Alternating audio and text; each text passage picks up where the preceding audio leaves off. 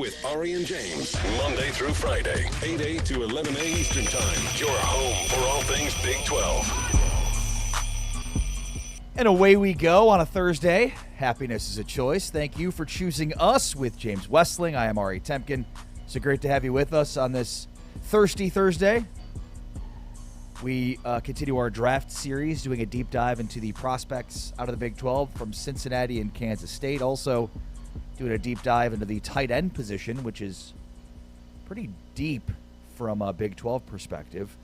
Former Big 12 tight end Jay Samaro will join us on the show today. Also, we're talking with Evan Mia from evanmiyakawa.com, who's one of the best in terms of basketball analytics and has some really good information on the NIL world. What's up, James? How are you? Man, I'm super excited to chat with Jay Samaro because he was a baller at Texas Tech. And I believe a second or maybe third round pick, 49th overall. He was drafted by the Jets, which was unfortunate. But, man, his last year in college, a tight end caught 106 passes.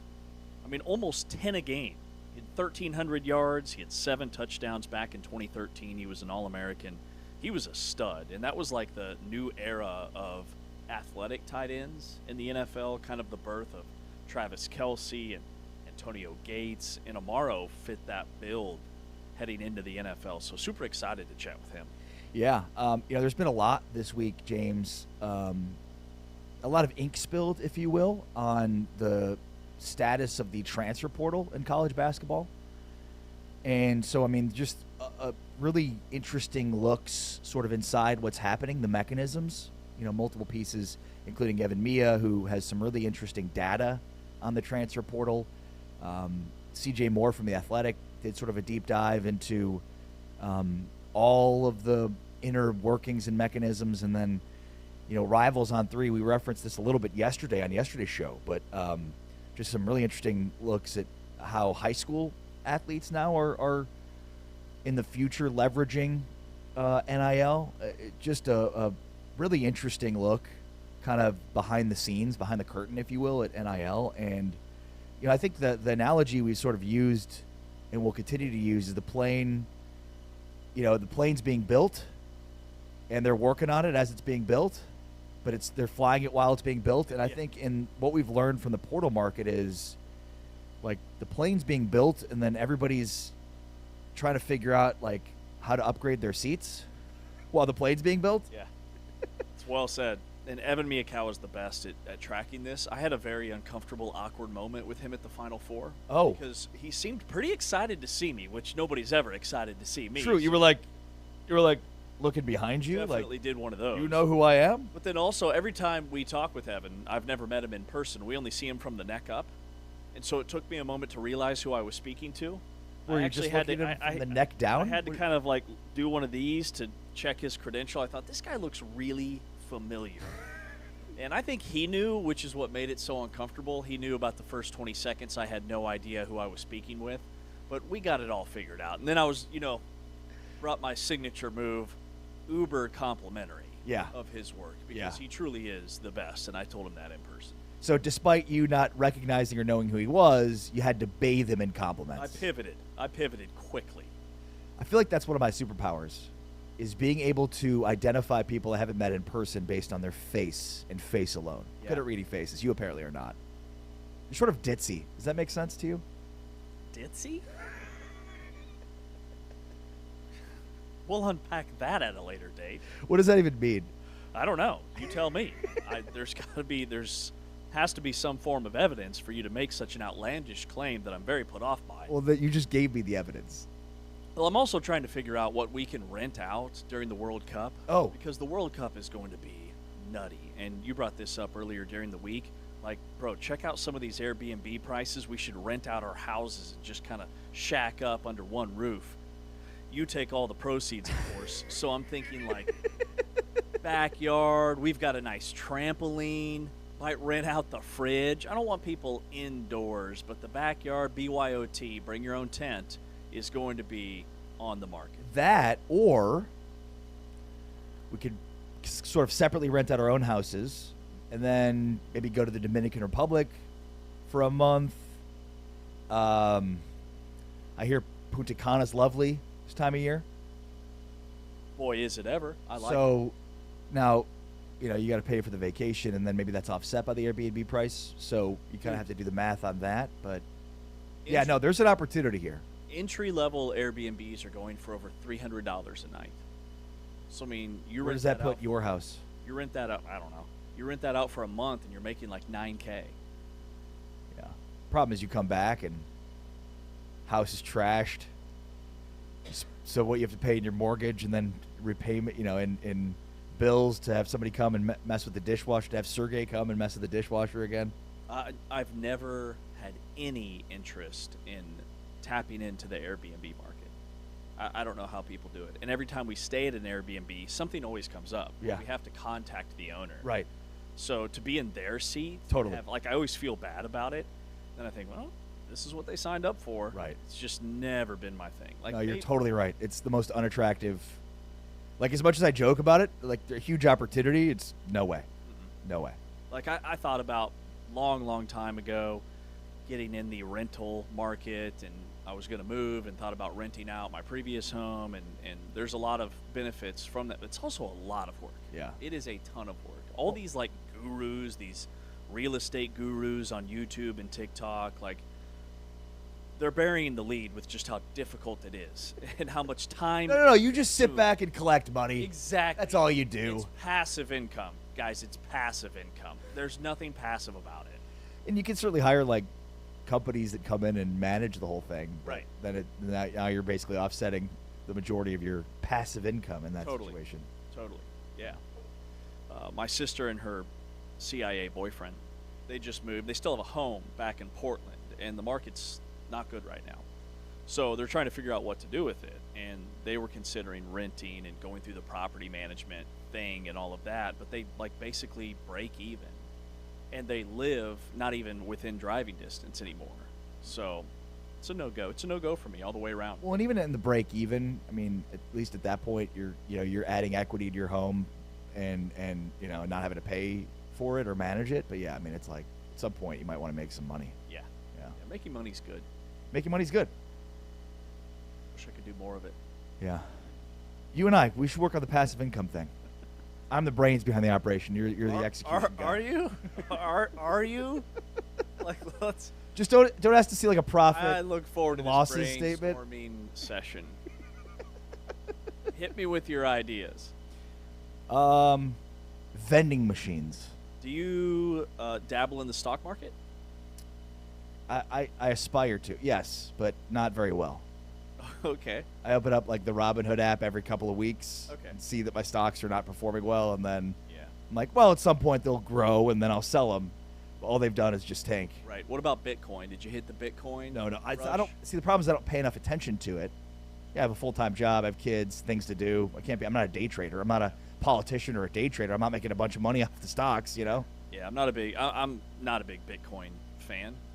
I hope that it all, and no offense to anybody that has massive stake in Bitcoin, but it's all very confusing to me, and I'm hoping that it eventually kind of dies down. I'm just going to push it aside. Because I also, there's that FOMO, fear of missing out. Of course. So you see all the Bitcoin stuff, and it's really exciting, but I've never tapped into it either. But So FOMO leads to a good hope that it just goes away situation. Right. Right? Like instead of just jumping in and learning about it and figuring it out, it's like, no, I'm just gonna hope that it tanks and everybody dies. And it's like the high highs and low lows of it. I mean, that's a tough deal. 1,000%. Yeah. It's too much for my brain. This is Big 12 today on Big 12 Radio. All right, coming up in about 10 minutes from now, we're going to be breaking down the draft prospects from K-State and Cincinnati, and there's a lot to unpack with that. A ton. But I did want to touch on some of these pieces we were talking about earlier when it comes to the transfer portal market and the idea here that the plane's being built while it's in the air, and then everybody's already arguing about upgrading their seats. So the transfer portal market opened, and the NIL market via Evan Miyakawa is already up 65% from a year ago. Year over year, 65% increase. So a player worth $1 million last year is now commanding $1.65 million. And power conference players specifically are up 73%. So again, 1 million is now at 1.73 million just for being in a power conference. This is all being measured by Evan Miyakawa's front office suite, which, by the way, Michigan used, according to Evan, last year to help build their powerhouse program. And I think the actual story here beyond the numbers is what the numbers reveal about the structural flaws at the center of college basketball and really the college sports economy. And it starts with the House settlement. And a lot of this is from C.J. Moore's piece. Basically, where like many of the people involved here thought the House settlement would help to impose some sort of order. Remember last year, everybody was front-loading these deals before the House settlement would be implemented, James. And now what they've learned is that the House settlement really doesn't mean anything, and that you can, go above and beyond. And as one high major assistant put it during the C.J. Moore piece, quote, truthfully, getting the money isn't nearly as hard as, for a lack of better term, laundering the money, cleaning the money, right? So you've got the House settlement, which created this College Sports Commission, which is where all of the deals that go above and beyond the true NIL deals, above and beyond the rev share, are supposed to go through. And that's what he means by the laundering of the money. It's the making of the money clean and not just being pay for play, quote unquote. It's being, how do we tie this to a business? In many cases, though, is what C.J. Moore found in his piece, is money's being promised first, how very un-Dave Ramsey of them, and then eventually they find out a way how to collect this money. And so it's basically like, we've got the money you want, and so they sign a deal, and then the hope is that they find that money, and in some cases they might not, which is why guys might transfer, they might sue. Who knows? But it's a crazy world right now, James. Yeah, and I think with this 15-day portal clock, it's been even further magnified this year in college basketball. I mean, you had over 1,000 players in the portal within the first 48 hours, and it's a 2-week free agent frenzy. And the power conference to power conference transfer numbers are even higher than that 65%. A 73% increase if you're going from major conference to major conference.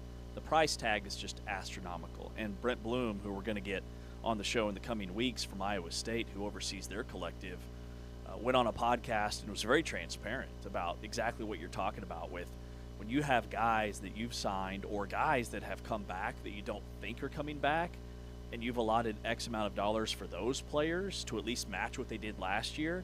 All of that's fine and dandy on paper, but then you have to actually go and collect the money. So there's a ton of fundraising involved at each and every program. And the big man and what they're getting paid is maybe a problem when it comes to like return on investment. Right. Evan Mia's seat shows that like the big men numbers are so inflated right now. $4 to $5 million for a post player is just absolutely insane. And it's a pivot from guard play. And so now maybe that's the market inefficiency. We touched on this a little bit yesterday. 100%. But a ton of coaches, to your point, are just saying guys simply aren't worth the money that they're going for. You know, if I could spend $15 million, the roster that I'd put together wouldn't win a national championship. Like, there are bad players going for big money. And they're almost duping all of these programs, and it's the agents that are really the catalyst for this, getting the most money for their clients. Yeah, no, I mean, that's the ultimate point here is the agents hold all the power, you know, and many coaches and administrators have complained about this, but it's hard to gauge fair market value because what might be fair market value in one market is in a second market, which think about it like this from this perspective, because there's an LSU's general manager basically said publicly yesterday in comments that have now kind of been deleted from the world. Basically, like the fourth or fifth best corner at LSU is going to demand X, and will say I can go be a starter at Cincinnati, and that's literally what this guy, the GM of LSU, said, who came over with Lane Kiffin from Ole Miss. So like it's two different markets in a sense. Like the LSU market to be the fourth or fifth best corner on the team is the value there is totally different than the value of being a starter at, say, a Cincinnati. Right. And a lot of guys go that route because it's hard to pass that up. Right. And I bring up former K-State wide receiver Jace Brown, who transferred to LSU. He was K-State's #1 guy. He had like 75% of K-State's targets. Next year at LSU, he's going to be 5th on the depth chart. He'll barely see the field, but he's probably making $2 to $4 million because of how he played the portal. And Will Wade was also quoted as talking about this, the new LSU coach, about there may be some sticker shock with our fans in our roster and the dollar amount that might not necessarily translate to having a really good basketball team, because that's just what the market is. And last year it was like $500,000 for a mid-major transfer who averaged 7 or 8 points per game. There's not, and he says that even that's up like 44% from last year. It's astronomical. And nobody cares, or nobody's talking about the Deloitte Clearinghouse and what the actual value is. It very much is pay for play.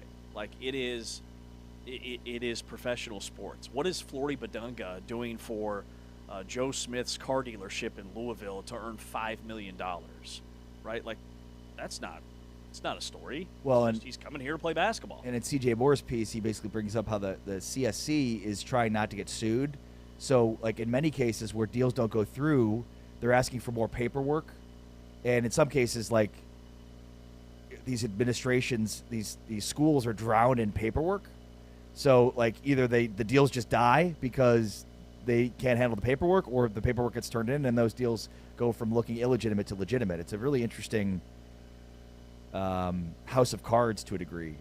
Well, and with this 15-day portal for basketball, and it's even been trimmed for football, but I think for basketball there's a lot of panic buying involved, because when you've only got 2 weeks to build a roster, you have to get it done, and you have to get it done quickly.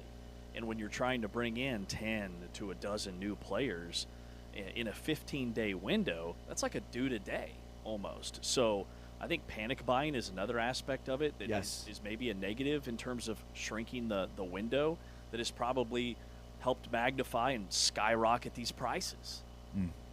Yeah, and it's only getting worse via this Rivals on three-piece.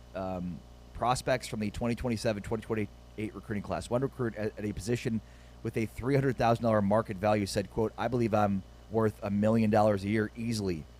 The 2028 class, rising juniors not yet in high school, already have formal representation, and every offer in that case is verbal. There's no paper trail, right? So you just got to go off of, hey, this school offered that school offered this, and then you go back, and that offer may not still be on the table.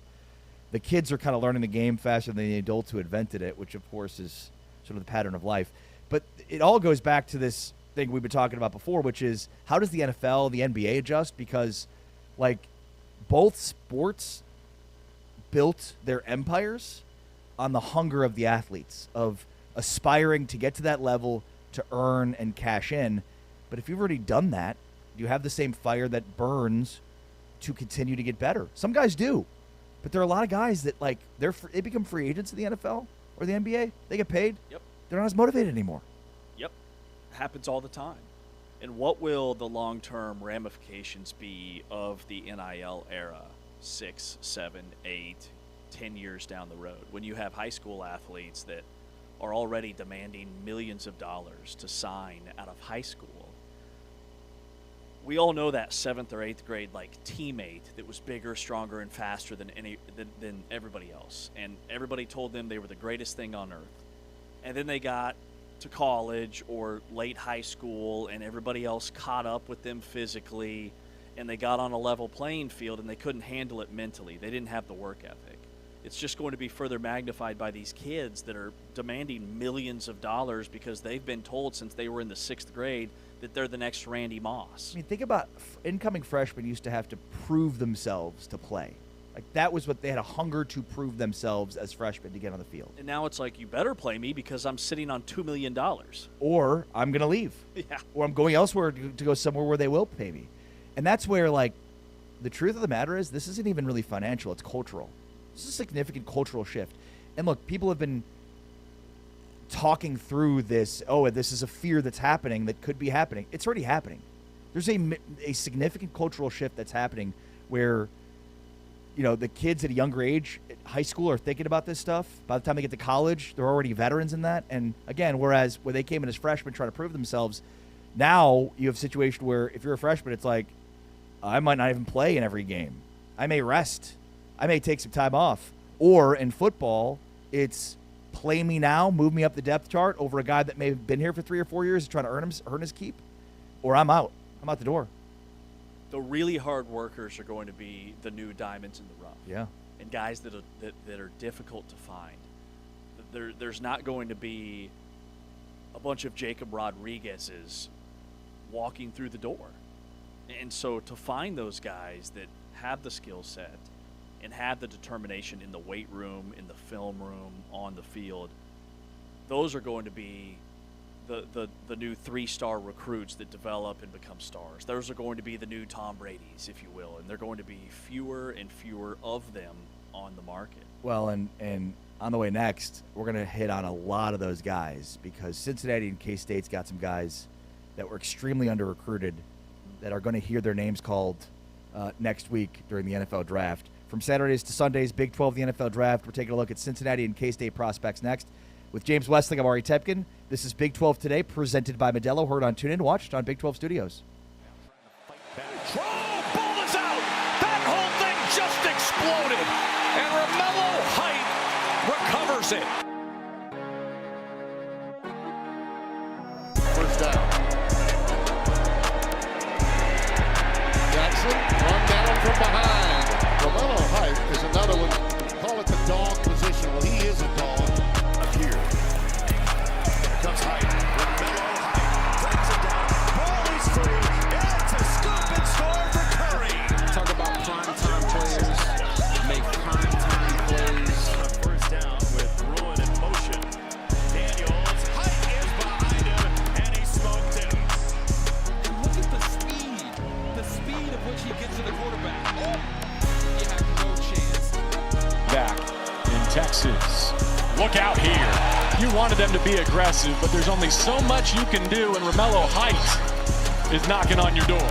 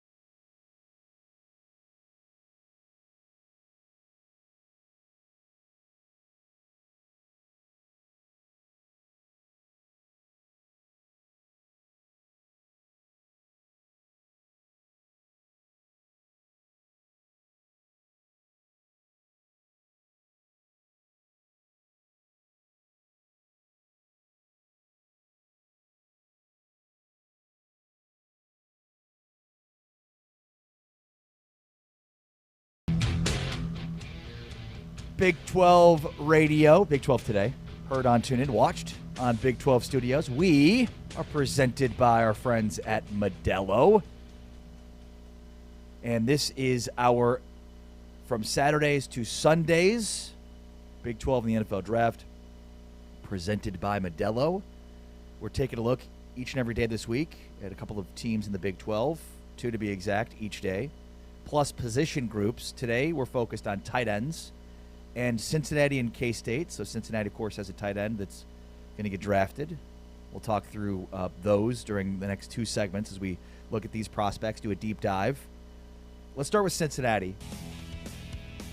And, you know, what's interesting, James, is we talked last segment about, you know, just how invasive NIL has been in the high school space and how it's completely changed the mentality of some of these players.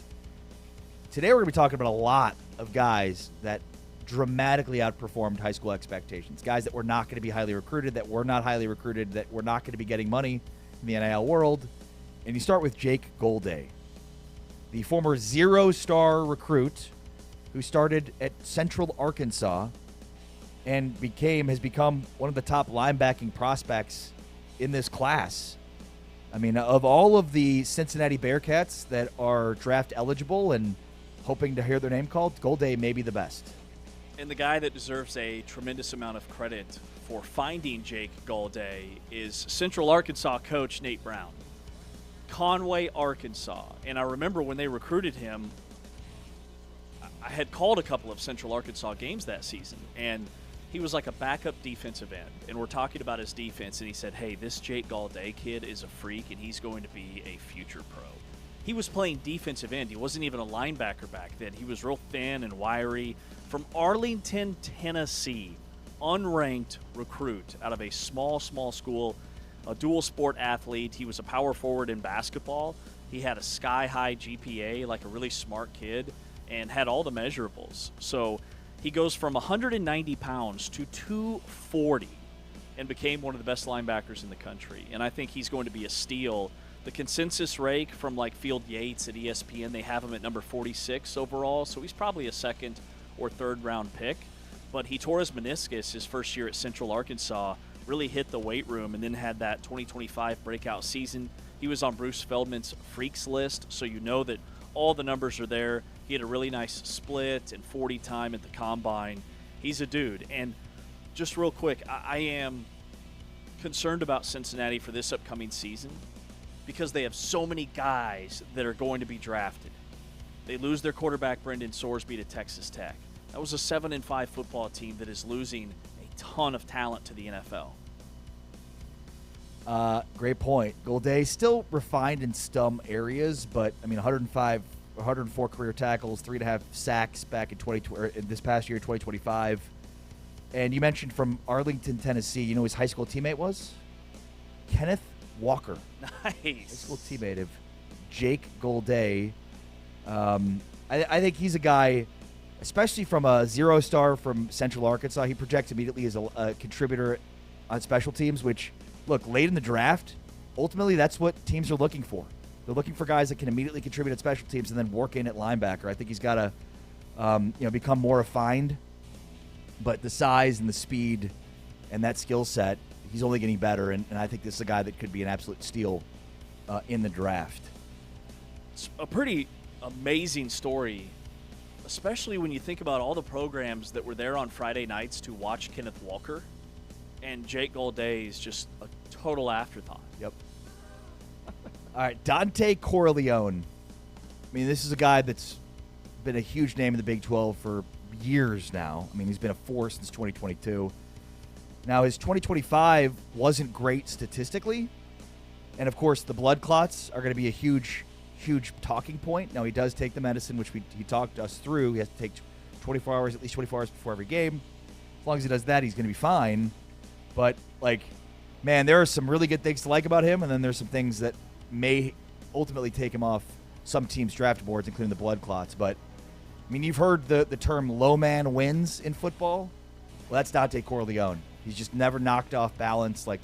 He's got a low center of gravity because of his size. He measured at the combine as the shortest defensive tackle and also the heaviest defensive tackle. And the heavy part is the one that he's got to watch out for. He ballooned to 370 pounds at one point, and obviously has lowered that, but that's something to watch for too with him. Yeah, I think the scouting report on him being a squatty rush first defender is spot on. He's a guy that if he goes to the NFL 2 years ago, he's probably a first-round pick. Now, I think he's a late-round pick. And the blood clots is something that I do think will impact his draft stock. Now, Kansas City Chiefs guard Trey Smith went through the same thing at Tennessee. Right. And he fell to like the 7th round and was a day one starter in the NFL because of his talent and upside. And that's kind of how I see Corleone, and maybe hopefully his path is that he can be a dominant force like he was in college, in training camp, make a roster, and get on the field because he's super productive. There was a major drop-off in Cincinnati's defense collectively when he was not on the field last year. So stats aside, measurables aside, the bottom line is even with Gaudet and all these high-level freak athletes on that Cincinnati defense, when Corleone wasn't out there was a massive, massive dip in production, in yards allowed, and lack of pressure on the quarterback, and plugging the gaps in the middle. So he's a dude. He squats over 600, but where he goes, I think, is very much all over the board. I also think it's helpful that he was originally recruited to Cincinnati by head coach Luke Fickell and defensive coordinator Marcus Freeman, two big names in college football that have a great eye for talent, especially Marcus Freeman. Yeah. Jeff Caldwell. It's a name we talked about a little bit yesterday in our series on wide receivers.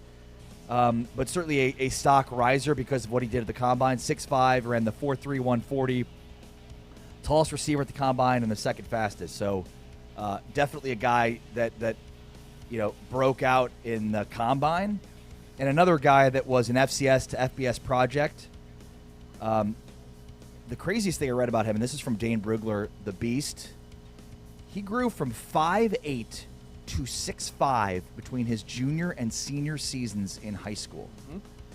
And he didn't think he was good enough to play college football, so he was set to join the Navy after high school. And instead, he got on Lindenwood's radar because his brother signed and played for Lindenwood in 2019. Only reason he was on Lindenwood's radar. So he ends up getting an offer from Lindenwood. He takes it, and the rest is history.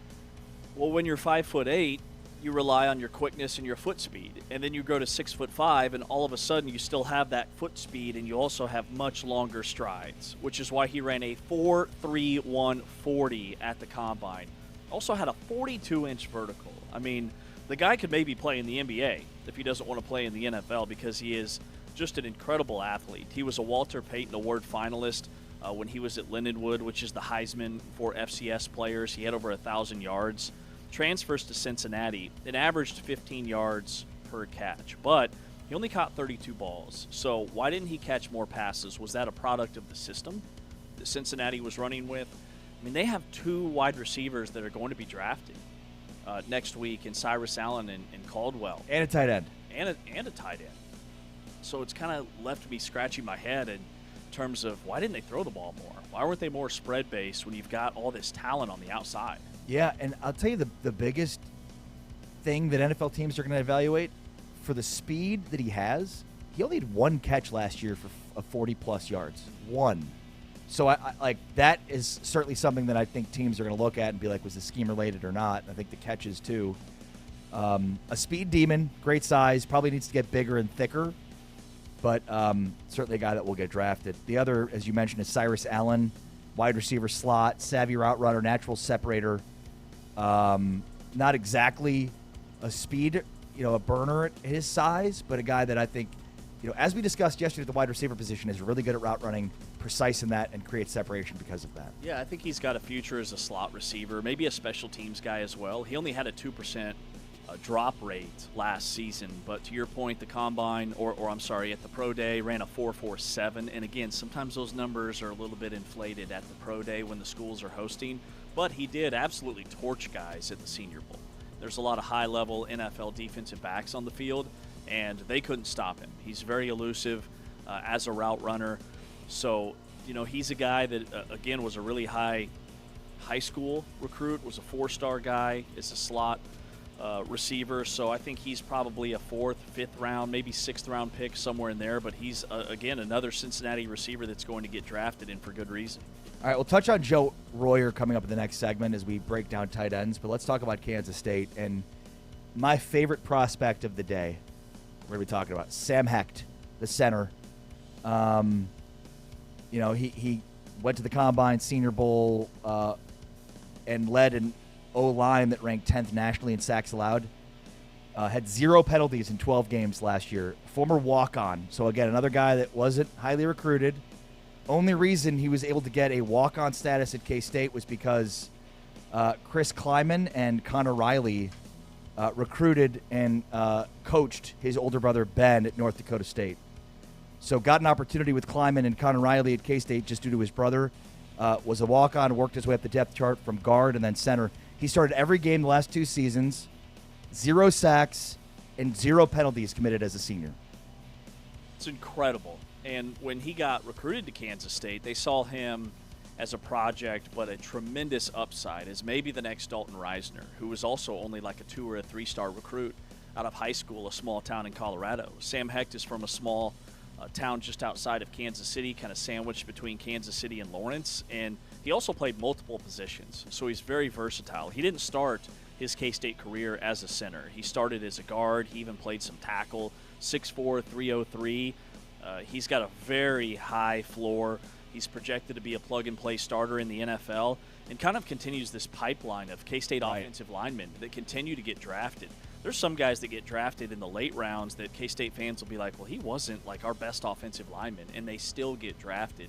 And then you have the breakouts like the Caleb Whitehairs and Cody Whitehair, I should say, Dalton Reisner, and now Sam Hecht is like the next guy in that long lineage of K-State offensive linemen. There are some legitimate concerns about his length, but I just think the guy that worked his way from walk-on to didn't have any penalties will be able to be just fine in the NFL. The last guy to talk about for K-State is VJ Payne. Kind of a short list for K-State this year relative to their standard, but VJ Payne's a big-time player. He was kind of the opposite of Hecht in terms of being more highly recruited, but he's versatile. I mean, he played free safety, strong safety, played nickel, and I mean, at 6'3", 205 pounds, like versatility is huge, and a big reason why I think he could end up getting drafted higher than maybe some of the projections have for VJ Payne. Yeah, at 6'3", 210, with his speed, he had a ridiculous 40 time. I think he led all safeties in the 40 at the Combine. A 3-star recruit out of high school in the state of Georgia, where K-State has had a ton of success of finding raw athletic guys in the secondary from that state. DJ Reed, JUCO transfer from Georgia. Duke Shelley, originally from Georgia, and VJ Payne is the third Georgia product that's going to get drafted. I thought he really held his own against some of the best tight ends in the Big 12, and then he's an extremely aggressive, like vicious hitter when he gets downhill. Really good tackler. Could almost be more of a long-range corner with his foot speed and his long arms. So I think somebody gets a steal. He's ranked as number 96 overall on Draft Tech's big board, so that's probably a 3rd, 4th, 5th round pick somewhere in there.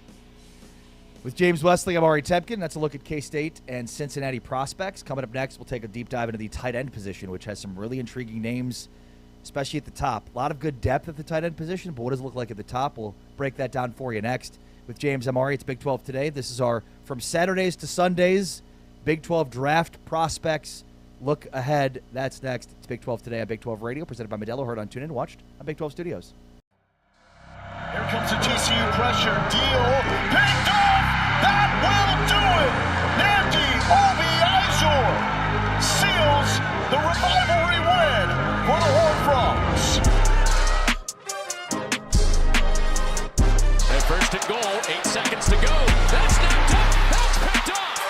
Obi-Izor takes it away for TCU. And they stand at the goal line as the half expires. Earl under pressure. Sack wrapped up and brought down. Andy Obi-Izor, the sack for TCU. That was Bain, right? That was Bain. Tonight's name. Whoa, big hit. Obi-Izor in the backfield. Lift him up, form tackle, throw him down. My God. That is a tackle if I've ever seen one. Boom! Good Lord have mercy. Side of Lopez. And no running room. This defense, you keep contained, not fooled at all. Finish at the end of the year where no one feels like you have to play for. What do you have inside of you? Pryor on the run, can't get outside. Obi Izor spun him down. If he can correct on a 3rd and 11. He steps up, in some trouble, and he's swung down. Obi Izor with the sack.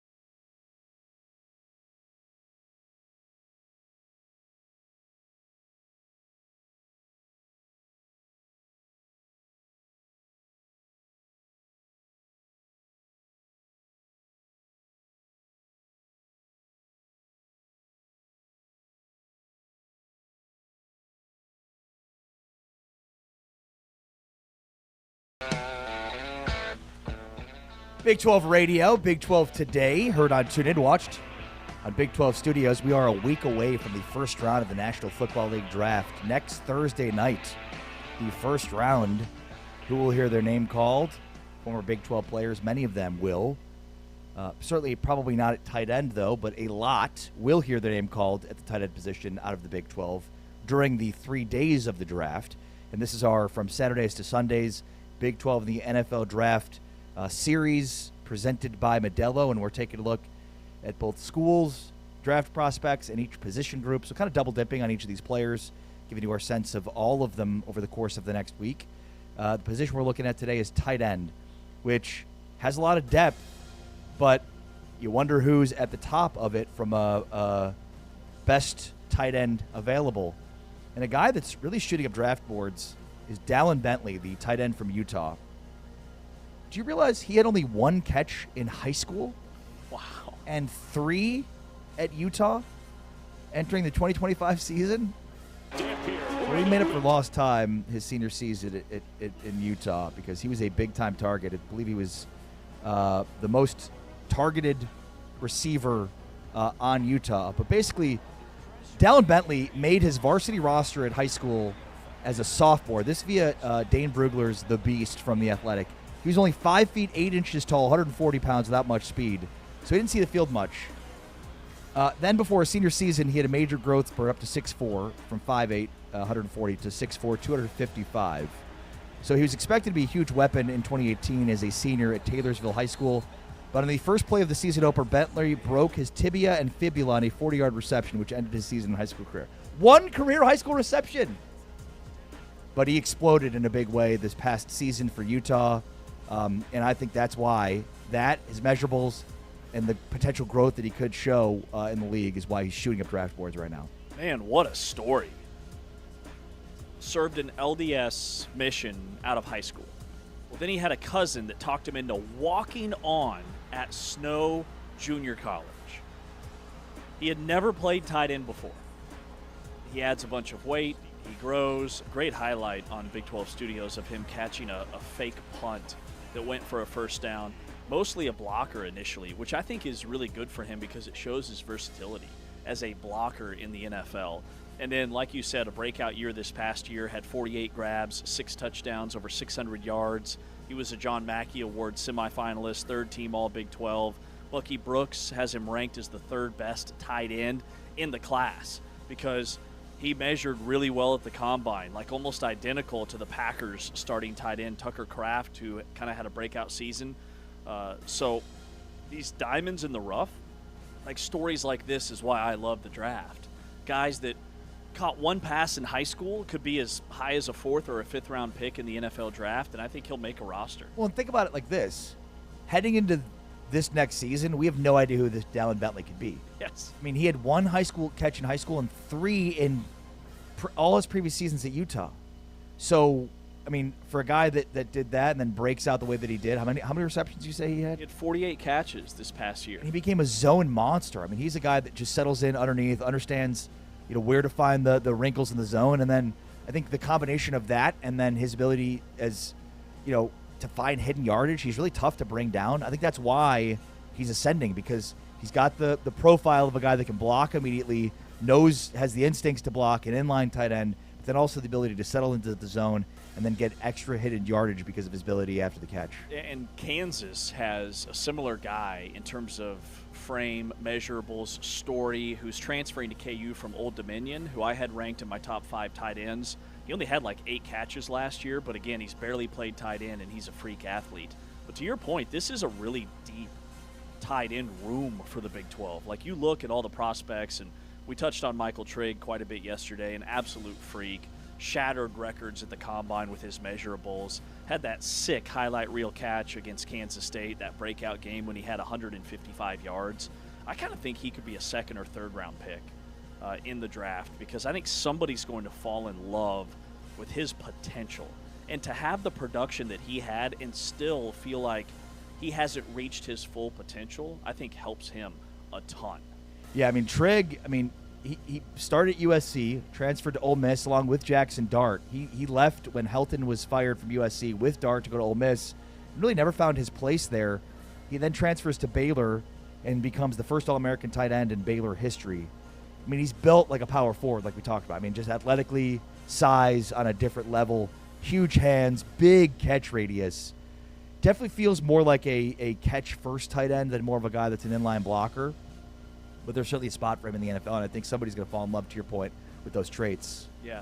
The other guy that I'd mention is Tanner Koziol from Houston, the tight end, who's 6'7", 250 pounds, Only played 1 year at Houston. Remember, he was the Ball State transfer, like the highest rated tight end in that college football video game that had Houston fans all excited. He had 600 yards and 5 touchdowns, but he led, of all the tight ends that are eligible in this draft, he ranks first in contested catch percentage at 74%, courtesy of Pro Football Focus. So all of his receptions were in really congested, crowded areas with smaller defensive backs draped all over him. At 6'7", 250, he's a guy that's projected to be a 3rd to 5th round pick. I think somebody's going to fall in love with him, thinking, hey, we can add a little bit of weight, like 247 at 6'7" is a little bit thin to play in the NFL, but he's a guy that I think is just oozing with potential. Yeah, and a guy that, again, under-recruited, goes to Ball State. Nobody in FBS has had more catches over the last 2 years than Tanner Koziel with 168 catches. He's a vacuum. And, you know, I think the knock on him is similar to Trigg in terms of the blocking ability. He's more of a Y than an inline blocking tight end. But, I mean, you can't go wrong with a guy that can catch, you know, in traffic the way that he can. You know, and I think, you know, a guy, to your point, that's like just a big slot weapon opportunity, a mismatch nightmare for nickel corners that are guarding the slot. So Koziel will have a spot in the NFL, and hopefully he grows into a better blocking tight end. But either way, love his potential. And then how about, easy fumble there. That's going to downgrade you to an UDFA with that fumble. Here. Thank you. I'm See your throwing catch my point. mouse. Good catch point. Good catch radius. Yeah, Ari. Carson Ryan finished 3rd on the team in targets at 25, tied for 6th most receiving yards among FBS tight end with 620. Amazingly tied with Utah's Dallin Bentley with receiving yards last year. Surprised Carson Ryan didn't get an invite to the Combine, but he's the type that stands out both as a pass catcher and a blocker. So we talked about kind of Koziel and Trigg being more tight end receiving targets. Ryan kind of combines both of those.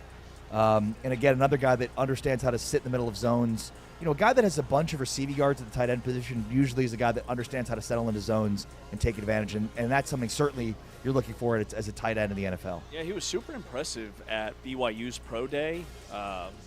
Pro Football Focus has him listed as the best or late round option at tight end.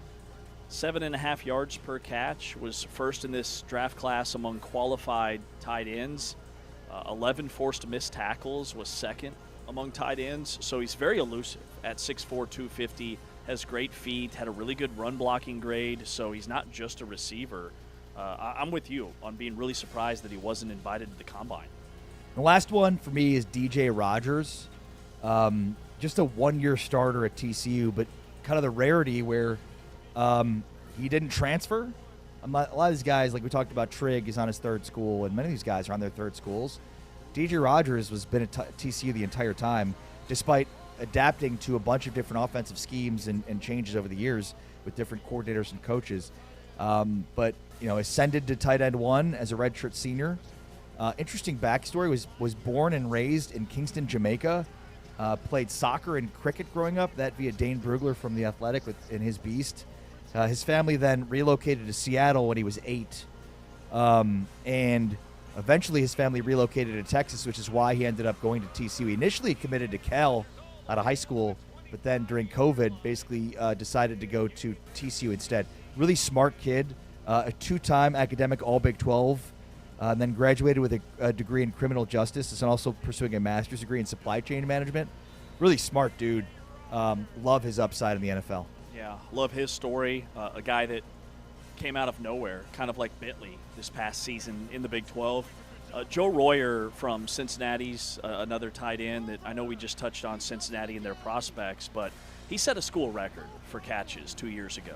He wasn't as productive this past year. He only had 29 grabs because he was hurt a large chunk of the season. But at the Combine, he tied for the largest hands of any tight end at the Combine. And NFL scouts love stuff like that. Large hands, easy to catch, small footballs. Makes sense. So he's going to be drafted. He turned down the Senior Bowl and Shrine Bowl invites in 2025, where he probably would have been a top 3 rounds, I should say, right. NFL draft pick. So he wanted to go back to Cincinnati. You know, he's another guy that has a tremendous backstory. So his mom passed away when he was at Ohio State, and really he lost his love for the game. He was really depressed.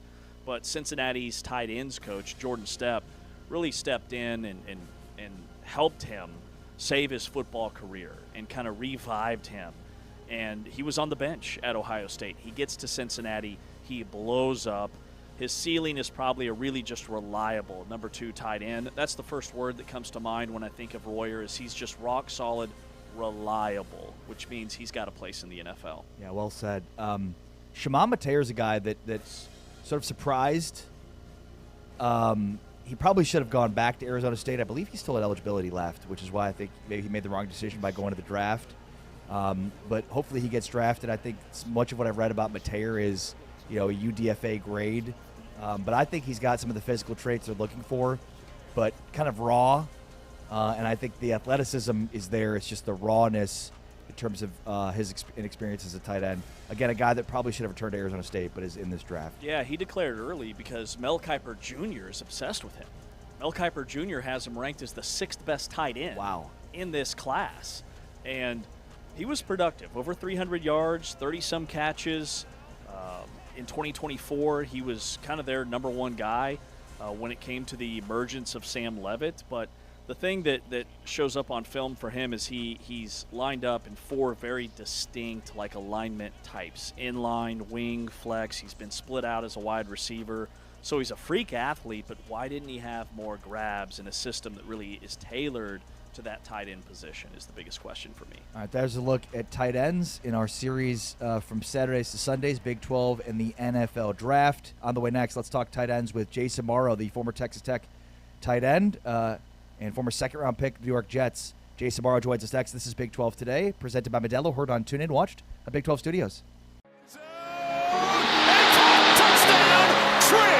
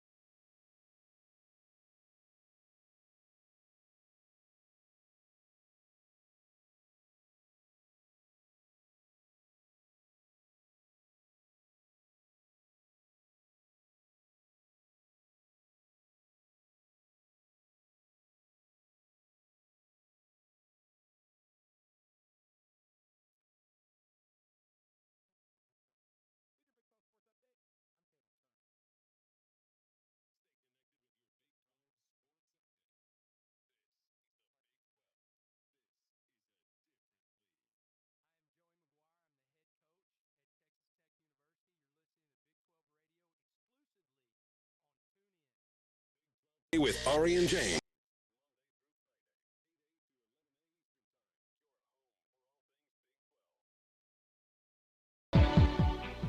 This is Big 12 Today on Big 12 Radio. We are presented by Modelo, heard on TuneIn, watched on Big 12 Studios as part of our From Saturdays to Sundays series. We are breaking down Big 12 draft prospects and then having former Big 12 players that have gone through the process join us to talk through that process. And we're going to be joined here coming up by Jay Sabaro, the former star tight end for Texas Tech, former 49th overall pick in the NFL draft where he was selected by the Jets. Actually suffered a torn labrum before the start of his second year with the Jets. Didn't play at all his second season. Was released by the Jets in 2016, then signed a deal with Tennessee.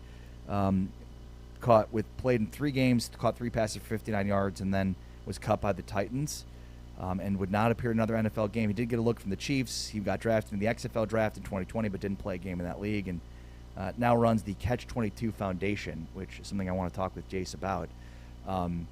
But, look, a guy that at 6'5", 205 pounds, he was a beast in Cliff Kingsbury's offenses at Texas Tech. Man, what a tremendous story. He arrives in Lubbock in 2011. His sophomore year, he had really a defining moment that could have been his last. They were playing 4th-ranked West Virginia his sophomore year. He blows up. He had 5 catches for 156 yards against a top 5 team, but took a really hard hit late in the game, suffered a grade 3 spleen laceration, and fractured a rib.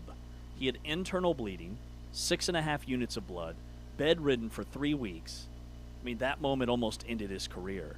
Then in 2013, he recovers, and everything changes with the arrival of Cliff Kingsbury in that air raid offense. Again, 106 catches in 2013 at the tight end position, nearly 10 a game, 7 touchdowns, broke the NCAA all-time record for receiving yards in a tight end.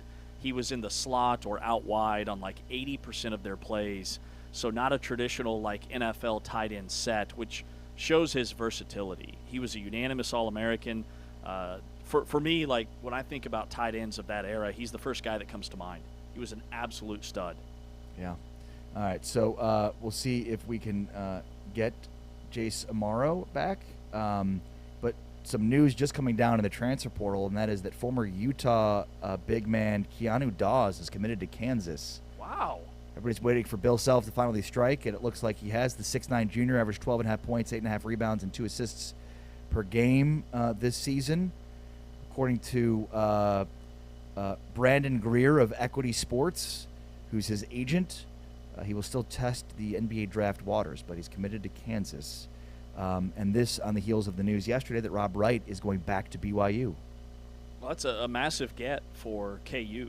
Tom Crean, who I worked a couple of games with within for NBC this year, absolutely loves Keanu Dawes, thinks that he's a pro. So he has a tremendous upside. He's long. He's got freakishly long arms. He's about 6'8", 6'9". Needs to be a little bit better on the glass, but plays kind of a tweener position where he can stretch the floor, take you outside. He has a very quick first step, and I think KU fans are going to love just how bouncy he is. He is a walking highlight reel. So that's a nice get for Bill Self. Yeah. All right. Let's talk now with Jay Samaro joining us here on Big 12 Radio, the former Texas Tech tight end, as we break down the draft and tight end position. What's going on, Jace? How are you?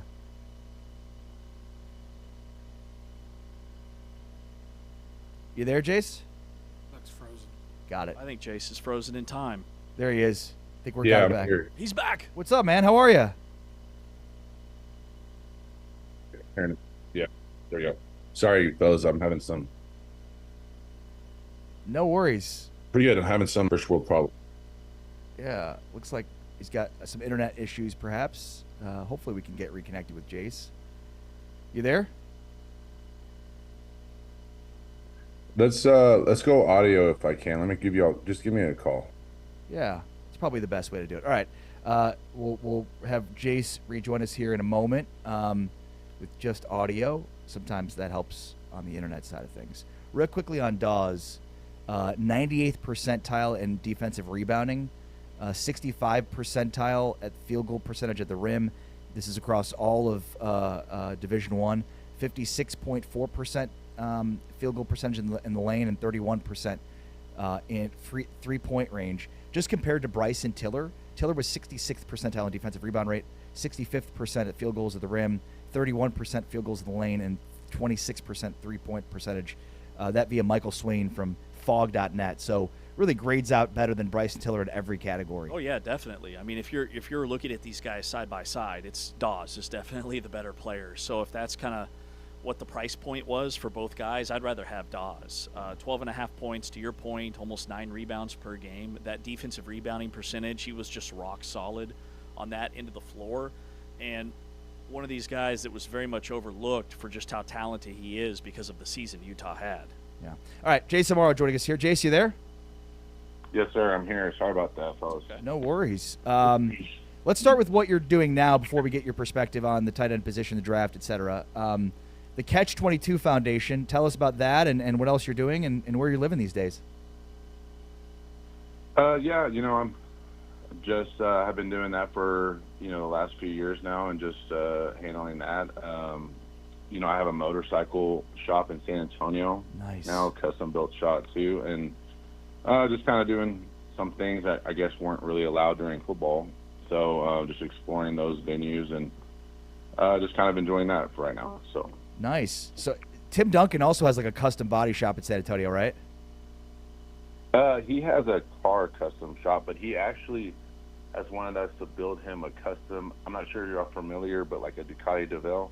Wow. Motorcycle. So, because obviously he's a taller guy. So, custom seat and some other custom parts. But, he had one of his representatives reach out to us, see what we could do. So it's kind of in the works right now, nothing official. But that's kind of, what I've been doing the That's last awesome. few years. So. He's a big Punisher fan. So if you do it like a Punisher theme, I think he'd be all in on that. I'm sorry? He's a big fan of the Punisher. So if you do like a Punisher theme, I think he'd be all over that. I'm sorry, I kind of lost you again for a second. I'm No not worries. sure what's going on. Never mind. We'll pivot. Jace, when you were at Texas Tech, could you ever envision that Texas Tech would be at the level that it is now as a program when it comes to just kind of the pedigree, being in the college football playoff, NIL? What's it like for you to kind of watch this program now from afar? Well, obviously when I went there, I had the same aspirations that they're obviously playing out and getting done now.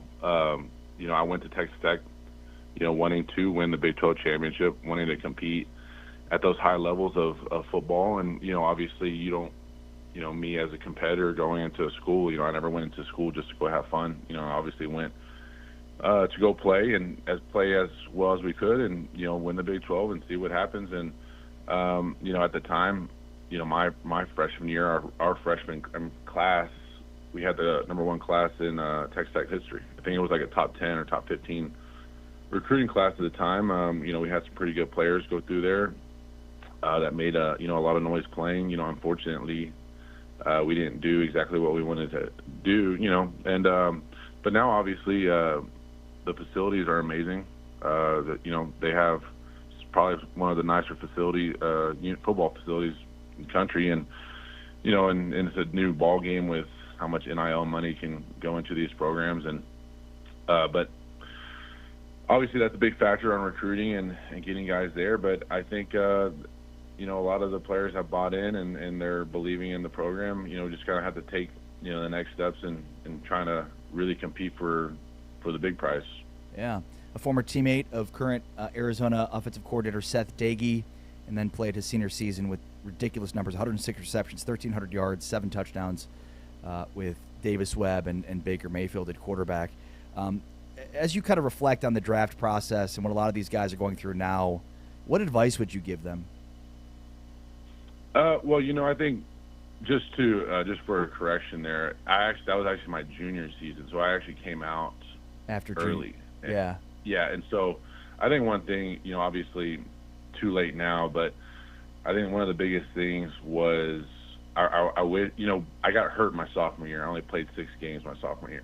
So before I knew it, I barely had 20 games under my belt in college football, and I think that I think there's like a big emphasis on it more so in the quarterback position, with 1 year starters, trying to that maybe have a lot of stock, like let's say like the quarterback from Alabama. I think that he only played 1 year last year, but I think just the preparation of like playing at that level of football, the film studying, the whereabouts, the plays, it's just a different ball game, man. Like, I play with Cliff Kingsbury and Neil Brown and those guys as offense coordinators, and obviously going into the sophisticated level of playing the NFL,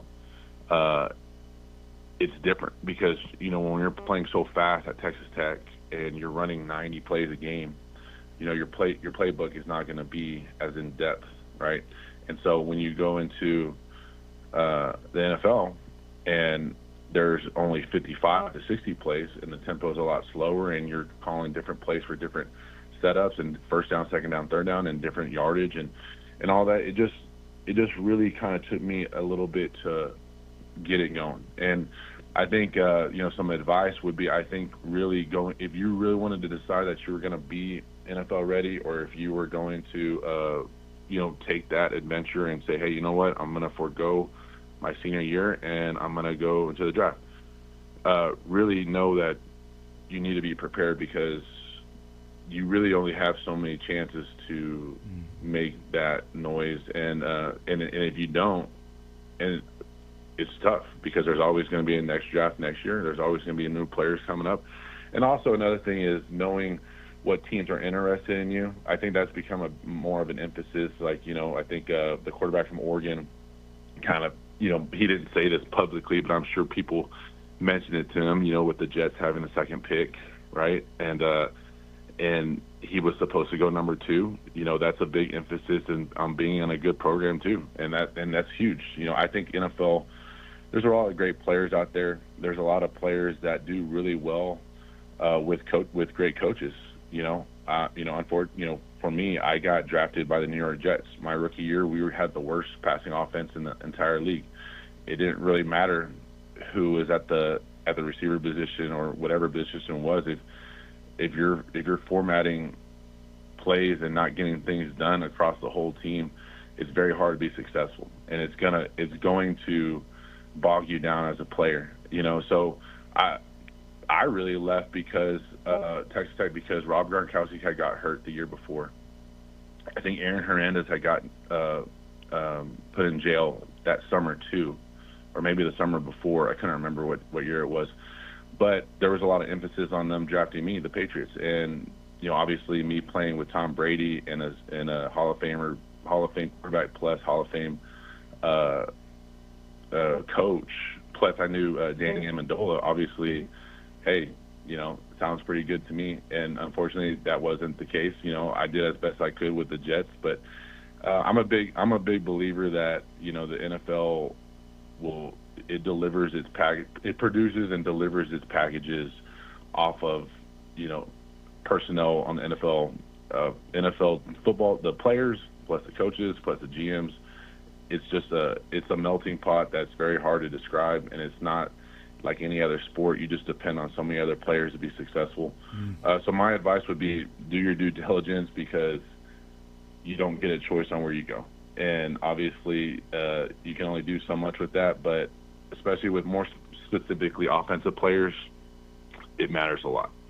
Yeah, that's refreshing to hear and great advice because we kind of view it the same way from the outside. It's like Jason Morrow in the NFL. Well, he got drafted by the Jets, You were one of my favorite players back in college. In 2013, you had over 100 catches. You broke the NCAA all-time record for receiving yards in a season by a tight end.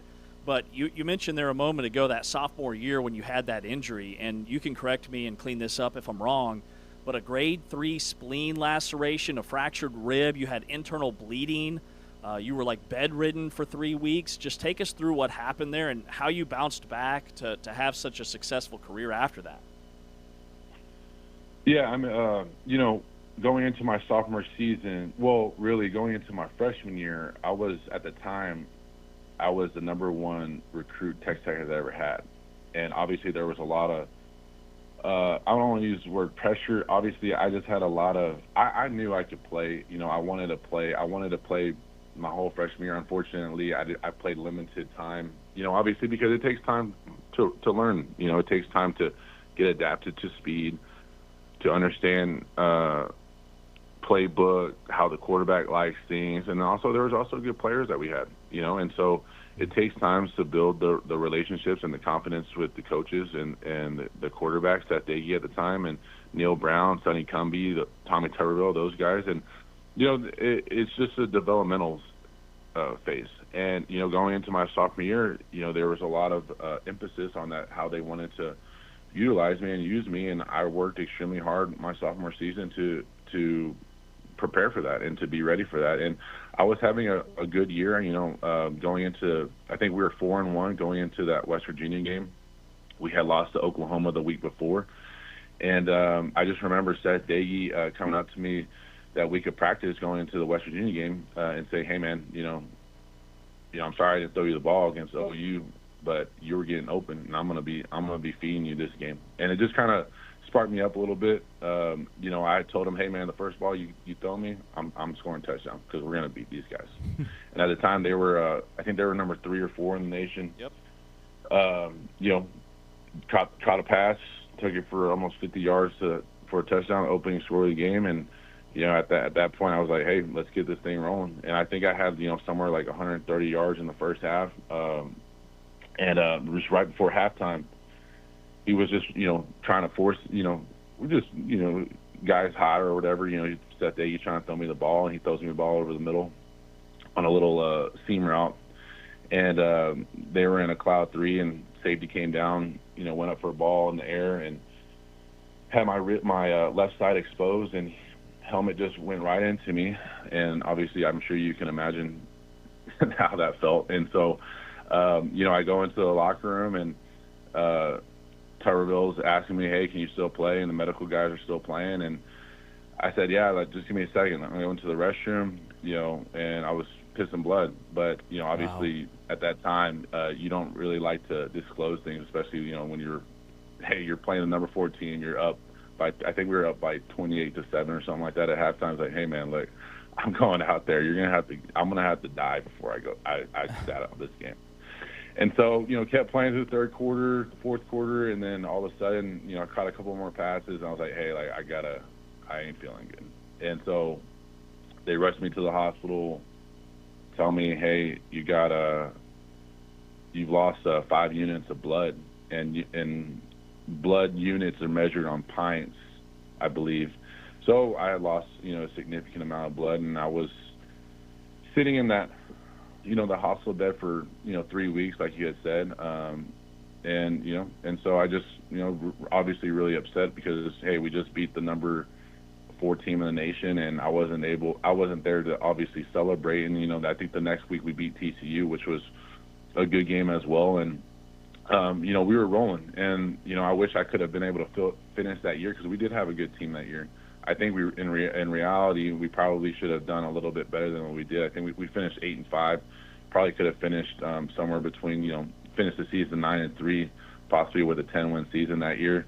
We had some really good offensive players that year, especially at the receivers position and the quarterback position. So it was just kind of unfortunate because obviously they used me heavy on the run game, and they weren't really able to replace that. And I think they kind of struggled after that a little bit, So. And then obviously Tuberville leaves, Kingsbury comes in, and and I guess the rest was history there. And Kingsbury had said the same thing. Hey man, I'm gonna throw you the ball 15 times a game. So obviously got excited about that. So, but yeah, obviously I did my best there, prepared the best of my ability, and that was that. Awesome stuff. Jason Morrow, former Texas Tech tight end. Before we let you go, just tell people about Catch 22, the foundation, and how people can support it. Yeah, we do different events, different things. We're pretty big on the holiday season. Thanksgiving, Christmas stuff like that. We we go to different homes of needs and try to support different families and Awesome. more like children that obviously don't have the same experience as maybe a traditional family does, and more on the poverty side. And so I just try to give back as best as I can. My sister helps us as well, and if there was any support, they can check it out at it's thec22.com, and everything's tax donation and tax write-off implemented. So we're trying to do more events and get everything a little bit more organized. We're on Instagram and all the other social media platforms, and so if there's anybody who's willing to reach out or wants to help in any way, obviously be very grateful and would appreciate greatly. So and so there we go. Awesome stuff. Jace Amaro, thanks for your time, Jace. Be well, man. Appreciate you. Yes, sir. Thanks, guys. Jason Morrow joining us here on Big 12 Radio, along with James Wesley, Amari Temkin. This is our from Saturdays to Sundays, a Big 12 and NFL draft. We took a look at the tight end position. Jason Morrow kind enough to join us today. On the way next, our full court review. We're taking a look at Cincinnati basketball. We look back on the season, reflect, and then look ahead, where there's a lot of optimism with Jared Calhoun.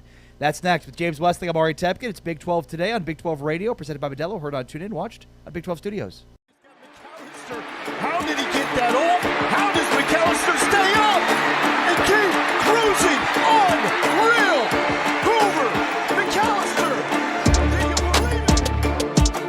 2nd and 5. Pressure up the gut. Looking for it. Finding a pair of eights. It's McAllister. Picking them up. Putting them down. Touchdown. TC. 6'4", 205-pound transfer from Boise State has been chopping at the bit to make a play. He goes on the go route, a perfect back shoulder, and the rest is all him. He is striking out down the sideline for a touchdown. Time for Hoover, delivers a strike. McAllister, off and running. Eric McAllister for the TCU touchdown. In football, Josh Hoover's going to get it to Eric McAllister on a 5-yard slant. But Jalen Davis-Robinson, number 11, or number 13, and Jaden Milner-Jones, number 11, both missed tackles. McAllister. Look out. Eric McAllister. Touchdown TCU. 85 touchdown reception this year for McAllister, who's missed some games recently. What a response. I mean, he just runs right past him. And a perfect throw by Hoover.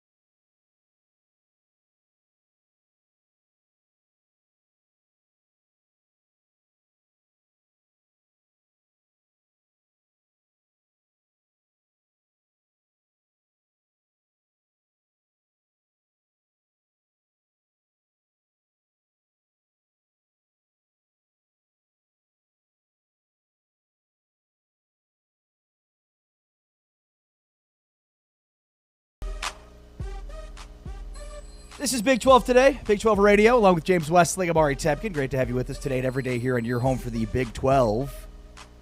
Tune in Big 12 Studios. You can check out all the platforms. You can live stream us on video via big12studios.com. Also, we continue to do these from Saturdays to Sundays series, taking a deep, long look at each Big 12 draft prospect. If you missed any of today's, whether it be our discussion on Cincinnati and Kansas State prospects, or the tight end prospects, or even our interview just now with Jay Samaro, where he basically, as we said, had he been drafted not by the Jets, he may have had a better NFL career. You can always check that out via the TuneIn podcasts, or later on today at 11 a.m. Central, 12 Eastern, 4 p.m. Central, 5 p.m. Eastern time. We will replay all of today's series focused on Cincinnati, K-State, and the tight end position. Man, I love that interview because he said what we all thought. He was drafted by the Jets. And had he been drafted by the Patriots, who showed a ton of interest in him, and that's where he thought he was going to go, Jay Samaro could have had a very different NFL career. Remember, the Patriots had Rob Gronkowski.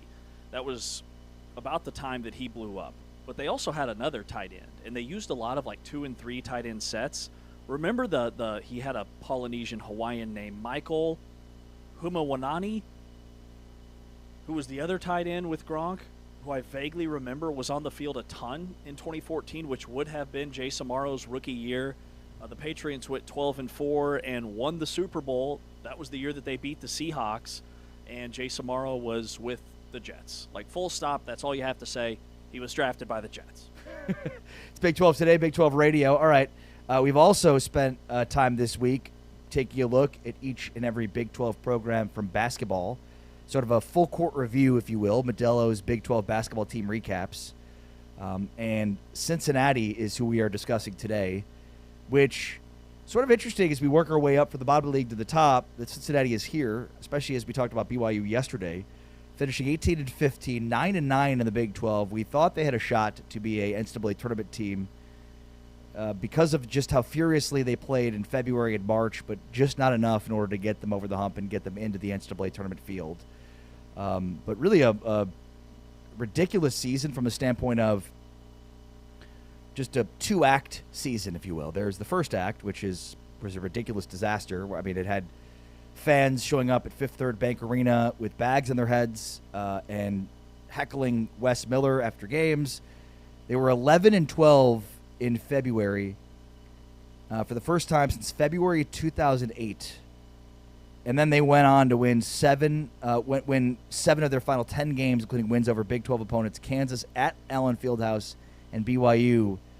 I mean, with the incredible second-half surge of the season into February and March, that had them on the brink of the NCAA tournament. But I think it was the final loss to UCF at the Big 12 tournament, which was sort of the perfect encapsulation of not just their season, but Wes Miller's time and tenure at Cincinnati, where they're close, but they just couldn't finish and played really poorly down the stretch of that game, which is kind of perfectly encapsulates Wes Miller's career at Cincinnati. Yeah, I mean, they had a really similar year to what Kansas State had 2 years ago when they had a stretch where they were a top 5 team in America, and I thought they were going to be an NCAA tournament team because of how they were playing at that time.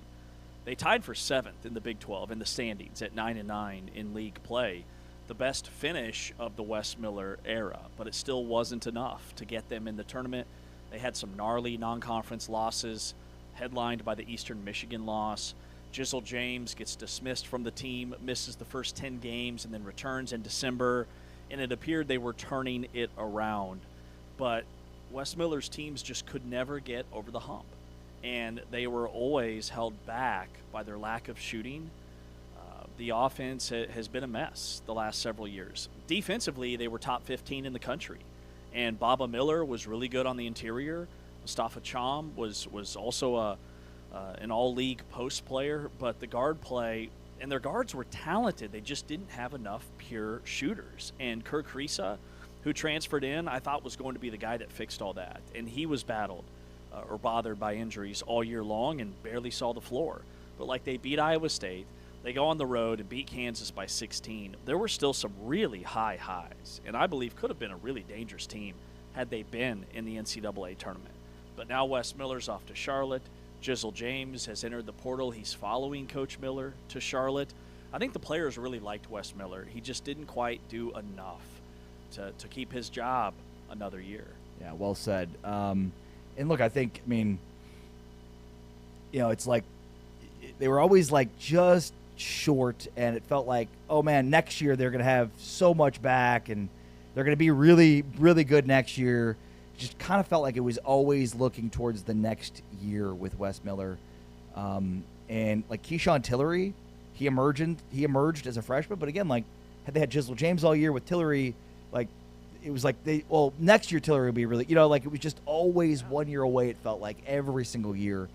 And, again, I think, the collapse at the end of the UCF game perfectly encapsulates the Wes Miller time at Cincinnati. I mean, they were up 58-50 with 2:16 left. UCF forced 3 turnovers to tie the game with just 1 minute left, and then Day Thomas had a 3-point attempt at the buzzer of regulation that fell short, and then in overtime it was Celestine's 3-point attempt that glanced the front of the rim to seal it for UCF. I mean, UCF just took the game from them down the stretch, and I think that win went a long way in UCF's NCAA tournament bid, and certainly was the reason that Cincinnati did not make it. Yeah, Cincinnati had a bunch of costly turnovers in overtime of that game in the final 2 minutes. And I think you're spot on about next year's the year for Cincinnati. Well, that's been the case the last 4 seasons. Their last year in the American, they go 11-7 in league, 23-13. They're one of the first 4 out of the NCAA tournament. They joined the Big 12. They win 22 games their first year in the conference. They're 7-11, and it's the next year that they surely will be in the tournament. They were a preseason top 15 team. I mean, the AP preseason top 25 had them at number 20, I should say. They climbed to number 14 before the bottom fell out, and they go 7-13 in league. This past year, you knew going in it was a make-or-break season, but they had a top 20 recruiting class. They had Day Thomas back. They had Jizzle James back. They had added Baba Miller and Chom.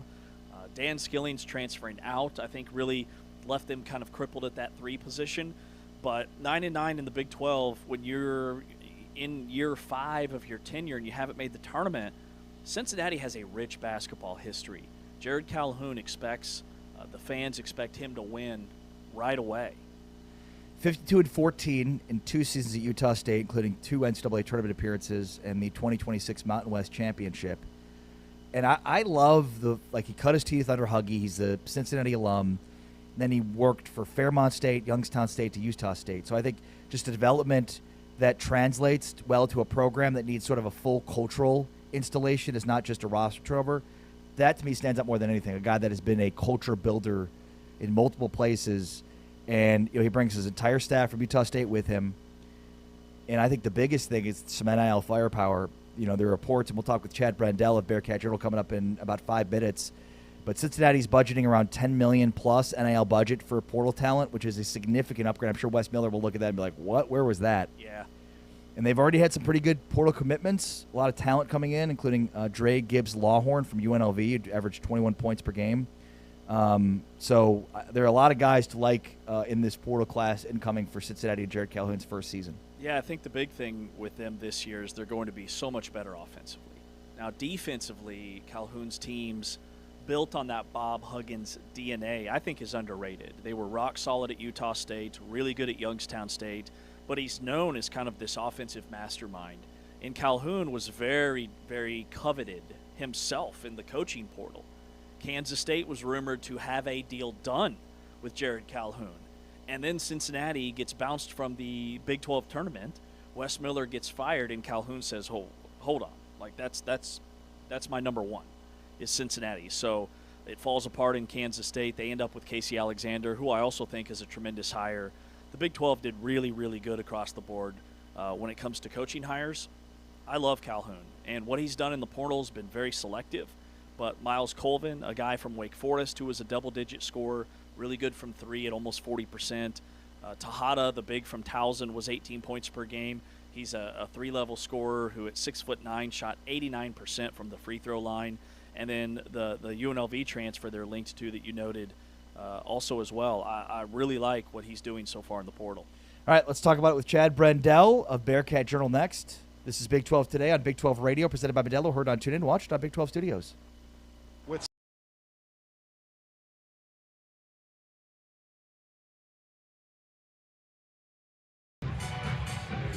Right to the take tip. Mustafa John Bowl, and it's won by Cincinnati underway. The 11-12 Bearcats gets UCF on the board. Yeah, Kugel's really made a big step this year in terms of becoming a much better player. Hook shot.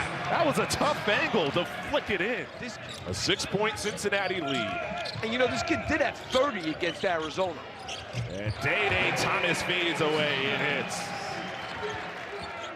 So a big swing, a Cincinnati 5-point possession, a 3-pointer, a foul deemed on the screen.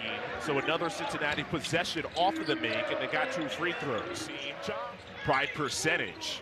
Yeah, all their percentages are great offensively, but not today. Nice move. And that was a gorgeous take. Jordan Burks. James steps into this one. Miller up top high. Miller erupts. I'll tell you, he threw a nice pass across the court, too, and then he gets that rebound. Wes Miller's got to be thinking, like, are you kidding me? John, face up Jay, needed it. For UCF, got it back within single digits. Miller off the screen and roll. Loves! That is gorgeous basketball. Tom with the exclamation point. Miller handles. He's 6'11". Keeps that pivot. Celestine drives. Celestine chisels it in. That 22-point lead that Cincinnati had before that dunk was the largest lead the Bearcats have had in Big 12 play this season. Back to 22. Their offense supersized on Super Bowl Sunday, 92-72.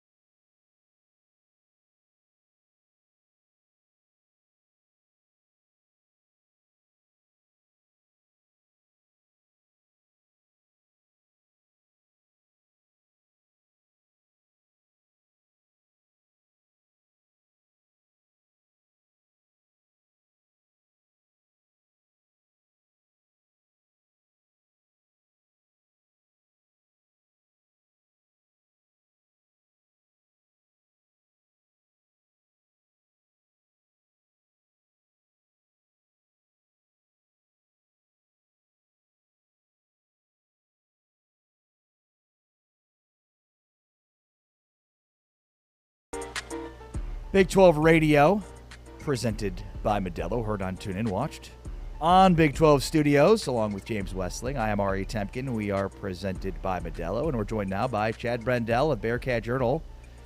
Talk through our full court review, Modelo's Big 12 basketball team recaps, talking Cincinnati basketball. And I think just a few things, Chad. Number one, in being at the Big 12 tournament and watching the UCF Cincinnati game, man, did that just feel like the best encapsulation of Wes Miller's time at Cincinnati. So close, right there at the end. They just couldn't finish. And I just think that's so emblematic of Wes Miller's time at Cincinnati.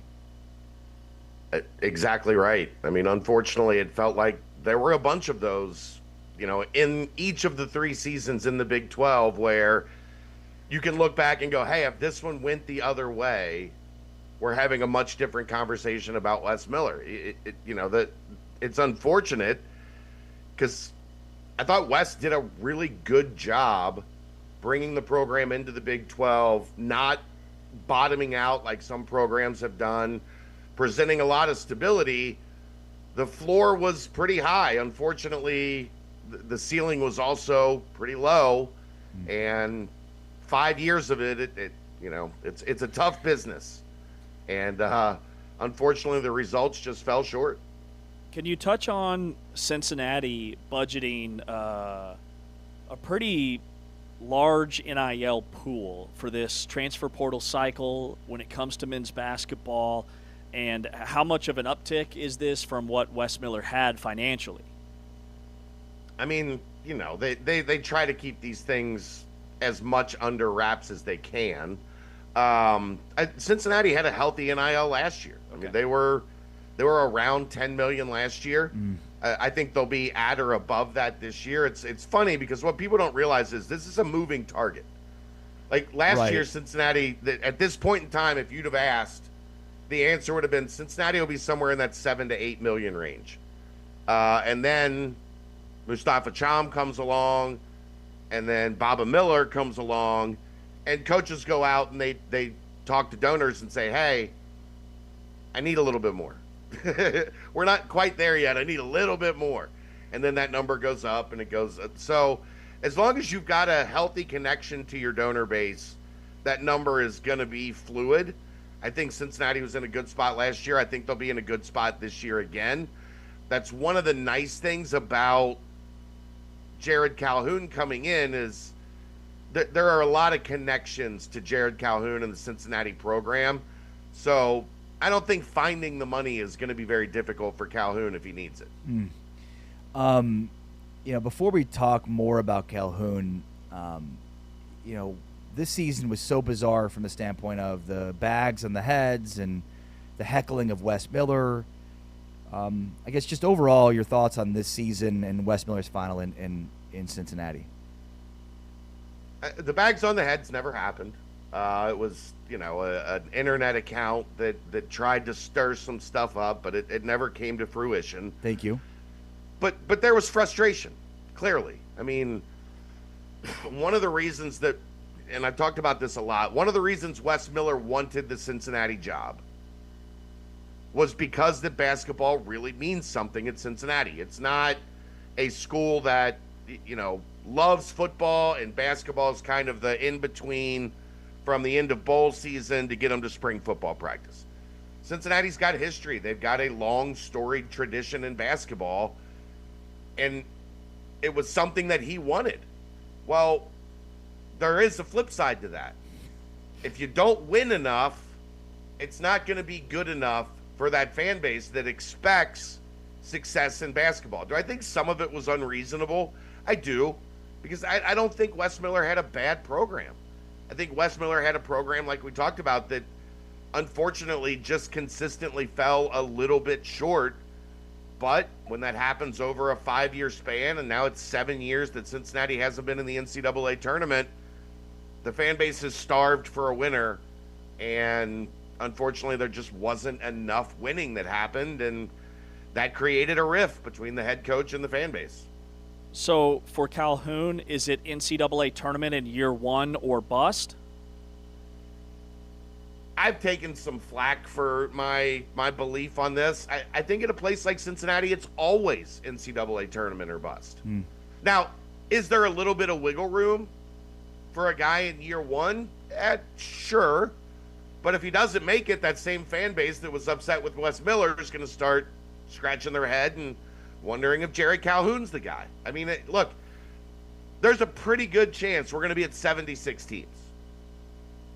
If you can't get Cincinnati to one of the best 76 teams, the fan base is going to be upset. And I think that's understandable. And you look, Bob Huggins and Mick Cronin were here for, one was 19 years, I think. The other was 13 years. They missed 5 combined NCAA tournaments in over 30 years. Wow. And that's the standard. Make the NCAA tournament. Figure it out. Now, is it a lot tougher in the Big 12? Sure.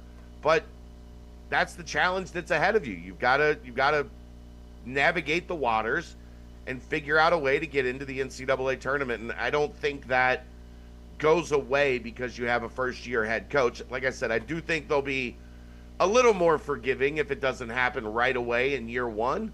But the expectation will be get to the tournament. Yeah. What does this roster look like? We've seen some of the moves they've made in the portal. Give us a sense here of what this roster is going to look like. It'll look completely different. My understanding, I think there's one guy that hasn't been confirmed in the portal yet, but he's going in the portal. So you're going to have 15 new roster spots. You're going to be starting completely from scratch. So that's a big challenge for Jared Calhoun. Now, they've had a good start. I really like Tyler Tejada that they got from Furman. Riley Allenspach, who's a big from George Mason. These guys, Miles Colvin that was at Purdue, then Wake Forest. These guys all tend to have one main thing in common, and that is efficiency. They're offensively skilled. They can put the ball in the basket. That's a big thing for Jared Calhoun's system. And I think there's, they added one last night who I think can be a good young, talented piece in Eric Mahaffey from Akron. Had a really good freshman year on an NCAA tournament team, was MAC all-conference. Tejada was all-conference at Towson. Allenspach all-conference at George Mason. And, that gives you some solid building blocks to work with. And I think, there's going to obviously be more to come. They've got 5 guys on the roster. They're going to need quite a few more. But I think it's a good start with a solid foundation as the transfer portal gets underway. Yeah, in terms of moving forward in the portal, there's still 5 days left for guys to enter the portal. They can sign it anytime. Any rumors or anything you can share in terms of guys that might be taking visits? Do you feel like the splash portal additions are, is the kid from Towson, or are they still, I guess, in a position to get some big names? They're still taking a lot of swings. I don't think by any stretch that they're in a money has dried up situation. I think they've still got quite a bit to use. They had a point guard in a couple days ago, Tylen Riley from Tulsa, who had a very good season at Tulsa last year. I think they're in a very good spot with him. They're battling on that one. There's a 7'2" center from St. Mary's, Andrew McKeever, that was here yesterday. They're battling on that one. There's a transfer from Boston College that was here last night. Jalen Hastings. So yeah, they're still very heavily involved in the portal. They're still they need a point guard. I think that's the next big piece that they've got to figure out. They've done pretty well on the wings. They're also still waiting on 2 of the kids from Utah State that Jared Calhoun coached last year, 2 freshmen, Adlan Elamine and Elijah Perryman, that saw their roles increase drastically as the season went on for Utah State last year to become important cogs for them. I think you would like to really get those 2 guys, along with David Owezi, a 6'10" big man that came from Utah State. So you've got some guys that are there that know what the system is, that know how things work, what practice looks like, what the offense and defense looks like. So those are a couple other big ones that I think that they're really working hard on. Chad Brendel, Bearcat Journal. Always appreciate your time and insight, Chad. Be well, man. Thank you. All right, thanks for having me, guys. Appreciate it. Appreciate you, Chad Brendel, Bearcat Journal, giving us his lowdown of the Cincinnati basketball season this past year. It's been a heavy Cincinnati day as we did a review of their draft prospects, a lot of them, in the NFL draft next week, and then, of course, talk Cincinnati basketball in our full court review. All right, on the way next, more hoops with one of the best, Ryan Hammer, host of the Blue Blooded Pod, an independent college basketball analyst who does some great work. He joins us next with James Amari. It's Big 12 Today on Big 12 Radio, presented by Modelo, heard on TuneIn, watched on Big 12 Studios.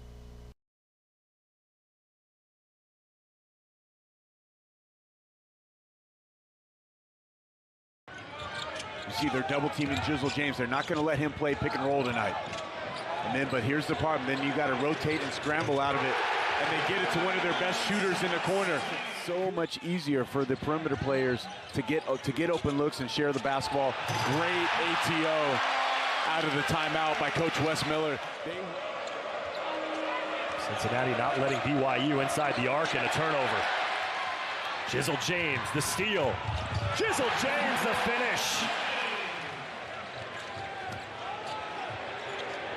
Jalen Celestine, transition three, his second triple of the game. He can just see over the top of defenses, and that really helps his vision. Zone defense out of bounds. Talked about that earlier. BYU flexes into that, but nobody's stepping out. So BYU can get DeBonsa involved. He's got 6 points, 3 turnovers on 3 of 7 shooting. And Harris knocks it loose from behind. Sincere Harris unable to overtake the Mountaineers and ended up losing 79-71. DeBonsa. It's such a battle in this league. Celestine step back two-pointer for Jalen Celestine. You can get hot late and prove yourself and get some marquee wins. Absolutely. And then the selection committee has to make a tough decision. A rare turnover for Cincinnati. 90-plus points in 4 of their last 7 games. The offense humming for Cincinnati. Wes Miller.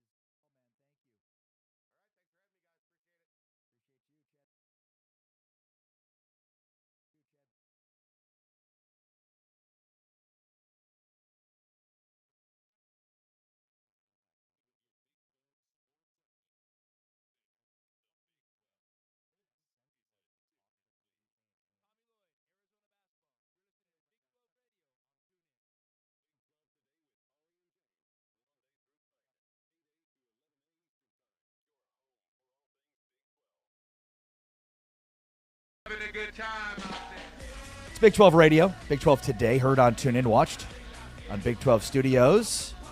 We're really happy and pleased to be joined right now by Ryan Hammer, host of the Blue Blooded Pod and one of the best at covering college basketball, joining us here on Big 12 Radio. Ryan, how are you? I'm good. It's nice in the off season, but I'm doing well. How about you? Doing very well. Off season, huh? Seems like Yeah. the portal has kind of removed any off season, right? Maybe I should call it a different season or a different part of the season or something. I don't know. It feels like it's Final Four week again and all over again a little bit, but it still is a little bit more relaxed. So I do enjoy that. Yeah, and I found your tweet on the portal to be really instructive and interesting, and I think you tweeted it's damn near impossible to be good without using the portal in some way, but you don't need every big portal player. Out of last year's top 20 ranked portal classes, I'd say like 5 teams were satisfied with their season. Yes, Michigan is here, but point is that they are very difficult to be great so easily just off the backs of transfers. And I think that's well said, right? Like, you can look at the transfer portal rankings from last year, and I could tell you 2 completely different stories. So how is that instructive to coaches and general managers? Like, what's the takeaway from this? Yeah, I mean, I think being intentional and being very strategic with who you're targeting, who you're going for in the portal. I point at a guy like Todd Golden of Florida, obviously 2 years ago or year, whatever it is, like 2 seasons ago, national champion, because of the guys they went after in the portal. Not the year they won the title, but the year before that. And they wanted to keep those guys around for a couple of years because they knew that it wasn't a 1-year thing. It was a 2-year thing, and that's what they were going after. And they filled the gaps as they went on. They didn't just recruit everybody under the sun, which is where you see some programs do. And there are schools like Kentucky and Louisville are a great example where they have more money than anybody, it feels like. They recruit everybody possible. They bring in these great portal classes in the offseason, and people say they hang the offseason banners, but then they kind of flop and they don't have the success to show for the money they spent and the quality they have on paper. So I think it's about being strategic and being intentional and not just going after everybody, but going after the guys that fit the program, that fit exactly what you need, rather than just getting anybody possible. Okay, so do you think that Kansas and Texas Tech, who have been relatively quiet so far in the portal, are they being more selective, to your point, in this portal class versus just throwing a bag at whoever's out there? I mean, yes and no. I think those two specifically, there have been difficulties, right? Like Texas Tech, they didn't plan on losing everybody, I'd imagine. They probably thought Jalen Petty would stay and a couple of other guys, and they still don't know about Christian Anderson and what's going to happen, obviously, in JT's injury. But I think theirs is a little bit of both, I'd say. And Kansas, I think, is a big one on Tyron Stokes, where if they have Tyron Stokes and Taylon Kinney, then they just got obviously a commit to from in the conference in Utah, who's a solid piece. But they probably didn't think they might lose Bryson Tiller also, and they didn't think they would lose pieces like that. But I think they're kind of waiting on their freshmen. Yeah, exactly. Tyron Stokes, it feels like, has got both Kentucky and Kansas held hostage here. Any idea on when he's going to make a decision? Listen, if I knew, I'd be a millionaire. I feel like I'd be super rich. I don't know. It can't. I know that he's waiting for confidence in self-confidence with the rosters that he sees with Kentucky and Kansas. I know that he'd rather play for Bill Self and Kansas by everything it seems. The Nike thing with Kentucky is obviously a huge piece of that. That's the biggest advantage for Kentucky right now. But I think he's waiting to see what the rosters are going to look like, and I think he's going to end up a Jayhawk. When it comes to some of the new coaches in the Big 12, like we've talked a lot about Cincinnati today. They were the team that we highlighted. They've just had a big week when it comes to the portal. Kansas State's been active. Oklahoma State, love the Cashy Nat pickup from Sam Houston, super underrated player. Some of these kind of mid-tier Big 12 teams, who stands out to you? Cincy's the obvious one, I think, and they're nowhere near done yet. Obviously, when any major program, high major program, has a new coach come in, Kansas State's a good one also with Casey Alexander. Anytime this happens, they're more than likely not going to retain many pieces, if any at all, sometimes, because guys are going to leave. They follow their coaches. If they leave or they get fired, whatever, they're going all over the place. So it's not easy. But he's done a really good job so far, Jared Calhoun. I think Casey Alexander also at K-State with who they're bringing in. I know that Cincy, like I said, is not done. They are looking at guys like Adlan El-Amin, who played at Utah State as a freshman last year with Calhoun, who was great, and I think is going to be a big breakout player. And they're going to have a few more pieces to add here. But it looks like Cincy's going to turn around in some capacity for sure.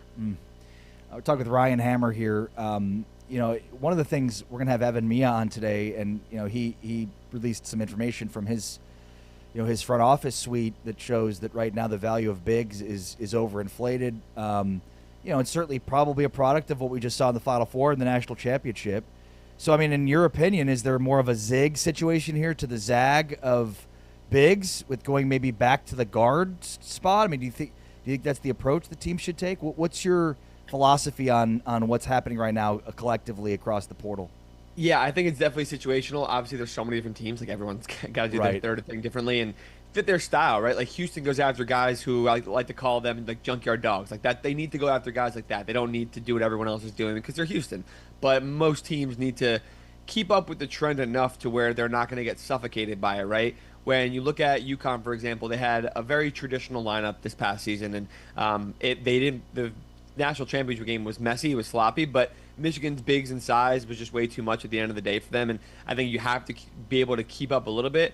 I think, like you said, the Final Four, what's happening, the success of teams with bigs and big ball, I like to call it, beyond just Michigan, with teams like Arizona and Duke and Illinois and all these teams succeeding, that is obviously a major factor, and people will react to it.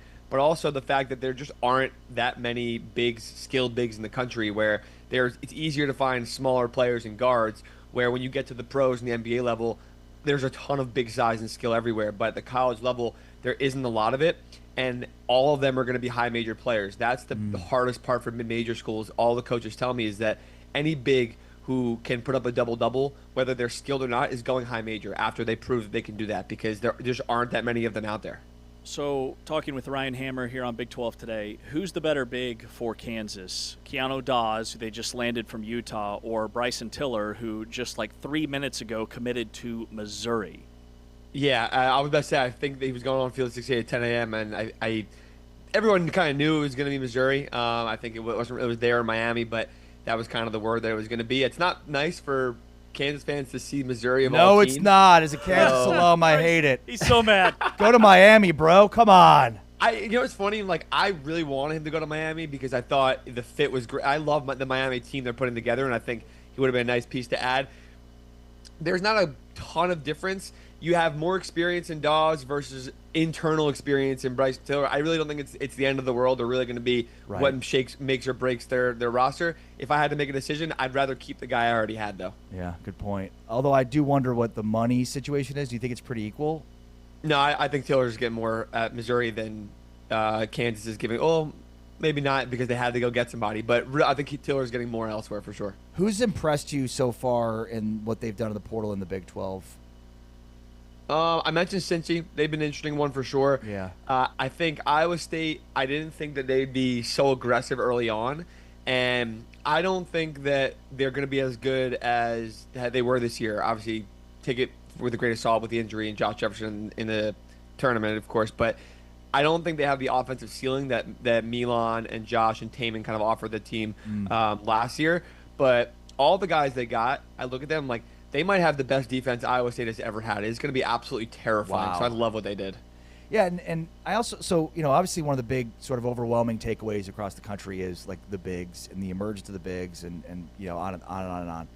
Are there any like interesting subtle takeaways that you had from this college basketball season that maybe is under the radar? Not really. I think the one thing is that it's really hard to find high major quality true lead guards, and there are a lot of teams that don't really play with that, right? Like, you look at the teams that run through big ball, for example, like Michigan. Elliot Cadeau was their PG1 and their lead guard, but he didn't have to be the true point guard every single game like a classic point guard you think of has to be. And I think of the teams that were looking for that. Kentucky, I mentioned them before. They're a team top of my mind. Obviously, a lot going on with them, but they struggled with that for the past couple of years. All they had was Lamont Butler 2 years ago. All they had was Jalen Lowe this year, and he was hurt for half the year, so he didn't play. And the lack of natural playmaker and lead guard was a huge problem for them. So I look at the guys like Alex Wilkins, who's transferring from Furman, who's actually, ironically, and coincidentally on Kentucky's campus today. But I look at guys like that I think could be high major lead guards, and I think of how hard it is to find guys like that. I'm super high on what Houston has done so far as well. What do you like about what Kelvin Sampson is building? Listen, I like everything that Kelvin Sampson does. He could do no wrong in my eyes, but I really do love their team. I think Delreco Gillespie is an absolute monster. I love Corey also from Fort Wayne, but I love the athletes, the aggression that they're going after to fill the Houston system. But De'Don Thomas is super, super underrated. One of the best assist turnover ratios from true lead guards, like I talk about in the entire country. And when you look in the last 6 years or so of Houston basketball, their 2 best years. One, when Jamal Shead gets hurt and maybe they go to the Final Four. Who knows what happens that year? They probably would have been in the Final Four. They would have beaten Duke and then had to play 11 seed NC State. We don't know what happens. But that year and then the year after that, they lose the national championship game. They had L.J. Cryer on both those teams. L.J. Cryer has been one of the best offensive guards they've had in so long. And when he was at Baylor before Houston, he wasn't a great defender, but he was just really dynamic, quick, shifty shot maker and playmaker at the guard spot. And when they had him, it unleashed their offensive capability and it changed everything for them. So I think that's what they saw. They said, hey, we didn't have that the last couple of years. We didn't have a Marcus Sasser. We haven't had an L.J. Cryer, or we haven't had Jamal Shead. We need a guy like that to lift our offensive ceiling, and I think De'Don Thomas is going to do that. We've gone this far and haven't even brought up the Trapezoid of Excellence, which hits again this year. Explain to people what it is and what factors into it, and maybe why it's such a good indicator of national championship teams. Yeah, it hits again. I expected it to, and to be fair, the 3 teams at the top of the country this year was always going to be one of those 3 anyway. Right. But the trapezoid is just like this analytical theory that the faster or slower you play, the better you have to be at that very outlier style to win the national championship in the NCAA tournament in men's basketball. And I think it would reign true if I did it for other basketball leagues, because you need to be adaptable, especially in a single elimination tournament setting. It's geared towards March Madness for that reason, where when you play your round of 64 game and you win, you have 1 day to scout and prep for your next team. And you might get a team from the SEC that plays 75 possessions a game, or you might get a team like Iowa who plays like 60 possessions a game, and you don't know who you're going to get. So being somewhere in the middle is usually the best spot to be, being adaptable and being able to play both ways and not relying on one style, because the second you get put into a game that's not that style, you might be uncomfortable and lose. And teams like Alabama and even Houston over time have kind of shown that that's been tough for them to win a national championship because of that. Last thing for me, Ryan, I had like a 3-hour flight this past weekend and bad energy. And my wife says, "What's wrong?" I was too embarrassed to tell her that I was playing Hardwood Empire, and I was year 6 at Stetson and just won like 14 games, and my top 3 scorers had transferred out. You're all over this Hardwood Empire, the ultimate college basketball junkie fix. It is a sim game on your phone, super easy to play, and I'm obsessed with it. Yeah, the game's unbelievable. I love it. It's so raw and real too, because it's some kid who made it with a couple of helps from his friends, I think, and some that are devs. But they react to every question. They have a Discord channel. There's no like BS in there. It's all real. It's all raw. It's amazing. It's how a college basketball video game and at least simulation game should be. And they asked me to be one of the analysts in the thing now, and now I'm picking games in there. If you go look at the game preview, That's amazing. You're picking you're making picks? So I'm not physically doing it, and it's just part of the engine that when you click game preview, there's a list of like 10 different analysts who pop up and give a game pick, and now my name is one of them, and it's kind of a conflict of interest, because when I play, my opposing coaches are thinking you're on the sideline, but you were just in the studio, and I'm like, listen, man, it's not my game. Oh, that's so awesome. Yeah, it's the closest thing that we have to a college basketball video game, and it is like next level. It is being a college basketball coach on steroids. You do everything from NIL to transfer portal. You recruit, you scheme. It's super fun. So I wanted to make a note of that. Oh yeah, it's awesome. It's fun. I hope 2K is watching and taking notes. They're probably not. They don't care. Right. But I really hope that they're noticing. Yeah, well said. Ryan Hammer, always fun to talk with the great Ryan Hammer, the Trapezoid of Excellence, the Blue Blooded Pod, and go check out the great work that he does on social media. Ryan's the best. Ryan, thanks for your time, man. Appreciate it very much. Be well. Thanks, Ryan. Appreciate you guys. Have a good one. You too, bud. Ryan Hammer joining us here on Big 12 Radio. It's Big 12 Today, presented by Modelo. Heard on TuneIn, watched on Big 12 Studios.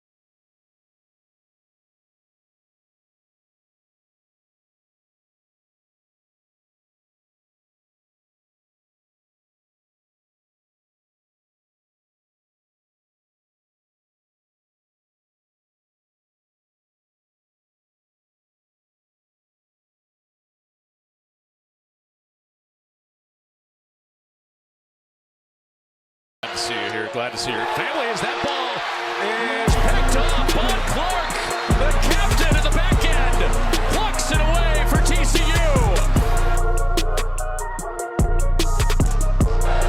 Got to get it to the 29.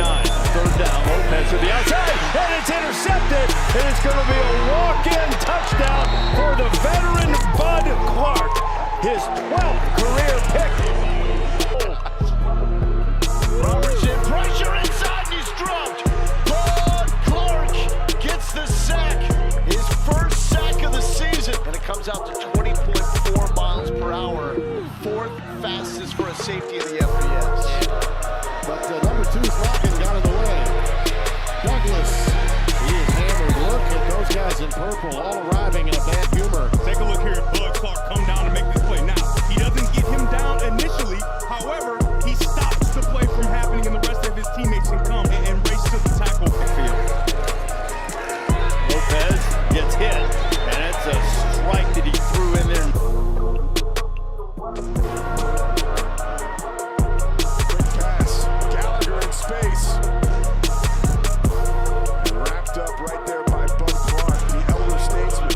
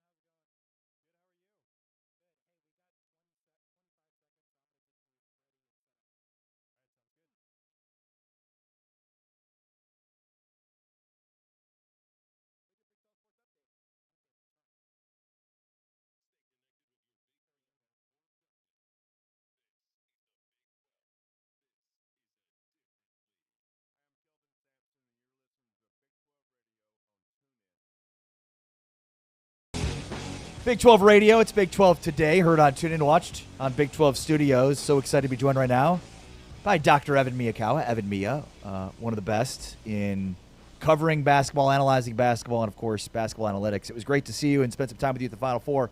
I heard that James big-timed you at the Final Four. Yeah, I went up to say hi to James, and then it took him like a half second to recognize who I was. I felt really, really small in that moment. Man, see, and that's not – I was uncomfortable. Okay, and I told Ari the same thing. I said, man, we only see this guy from, like, the neck up, and so it took me a minute. Were you looking at the neck down then? Are you saying that I was short? No, there was a really uncomfortable 15 to 20 seconds as I scanned your credential, and then it's like it just hit me. And, no, hey, this is the dude. You were going somewhere with purpose. I caught you, sort of unexpected. It's all good. Just needed some water, I'm sure. I'm never doing anything important. Always looks to be doing something with purpose, but isn't actually doing anything with purpose. That's it. That's the key to life.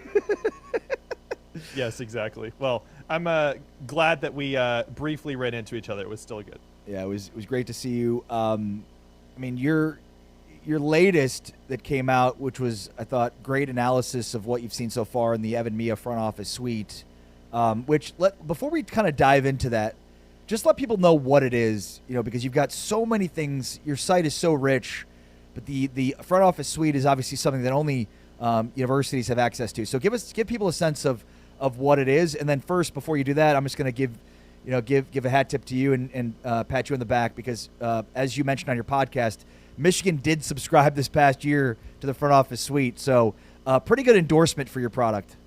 Yeah, basically on evanmiya.com, there is a lot of public subscriptions that fans and people in media and coaches as well can sign up for, but it's very approachable. The front office suite is kind of a whole different thing entirely. It's a product that I designed for GMs, ADs, coaches who are trying to build rosters, especially in the offseason, that actually helps them make NIL evaluations for players based on how good they're supposed to be next season according to my model projections, and adjusting for the context of where the NIL market is within a given offseason. And as we have seen this offseason, numbers have continued to go up from last offseason, so making the assumption that it's the same is just not the case. Within a single offseason, the markets can go up and down as well based on trends that are happening with players, legislation that passes, all sorts of stuff. So what the front office suite does, it does a lot of different things, but the main thing is that it helps attach a sort of Evan Mia NIL evaluation to a player based on how good my model thinks he's going to be next year and how much that should translate to a dollar amount, but in the context of where the market is at and how each team uses it is kind of up to them, because basically teams will enter in intel on what they have, on what players are going for, that kind of represents where the current market's at. So you might have 3 players returning to your team and you know roughly what you're paying them. You could enter in those values. You could be recruiting several other players, and whether you get them or not, you know roughly what they're worth. You heard publicly that another player went to the school for $3 million. You enter in as many data points as you can, and though each one doesn't have to be exactly accurate, once you summarize across 10 or 15 data points, it does do a pretty good job of summarizing the market. And then my model goes in and says, if this is how much this player is roughly worth, and this is how much this player is roughly worth, then this is where the whole market is at, and this is how much every single Division I player should be worth based on what my model says about how good they are and the market summary that you've given. What I can do with that data is, though that is not shared across teams, it stays private to each team for good reason. Right. I can look at general trends around the sport of I have around 30 teams that are using this tool to help form their own market evaluations. I can summarize and say, here are the values that teams are putting in, and they don't have any incentive to lie or fudge the numbers. It's as accurate as they make it. And so what I have found is that comparing the data that I have access to this year across all 30 teams, which spans more than 10 conferences, compared to last season, generally speaking, the NIL market is up 65% from last season. So if a player was worth $1 million a year ago, that same level of player would be worth going for $1.65 million this offseason. That's how much growth we've seen. It seems kind of ridiculous to say that that is sustainable, but we've said it's not sustainable for the last 3 years, and still here we are. So can you put into perspective teams that are overpaying for players? Like, how did that shake out for those schools last year? Did those – I think that fans think, okay, we're spending a ton of money. It's going to translate to wins on the floor. But using last year as a sample size, was that the case? I mean, obviously, generally speaking, the more money you spend, the more likely to have a good team you are. And every single team that was in the Final Four last year was a team that was probably in the top 15 to 20 spenders in college basketball. However, if you take that list of the top 10 or 15 teams in terms of their bankroll last season, some of those teams did not come close to reaching a national title potential.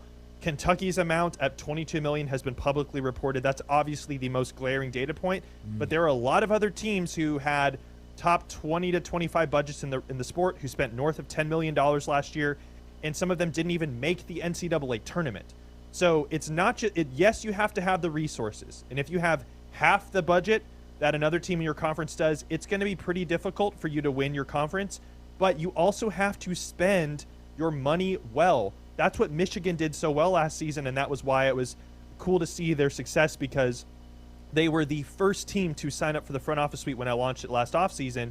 Obviously, they had a lot of money, but they also spent that money really, really well. The transfers that they brought in, they did pay them a good amount of money to come to school, but they also chose them over a lot of other players who went for similar amounts and were not as good at the schools that they went to. They also chose the right players to return and paid them the right amount to bring them in. And so this season, yes, you have to have a big bankroll, but you have to be efficient in the way that you do that. So when that translates to this current market and what we're seeing, and you can, the data that I'm showing is that based on the level of production that we are expecting out of players, bigs in this current market are getting overpaid a vast majority of the time, about 30% more than they probably are worth based on the production that they're going to bring. Now, some teams who spend big on those centers will be happy, but maybe a lot of them will not get the level of production out of them that they want based on the high demand that this type of player is going for. So there will be some buyer's remorse, no question.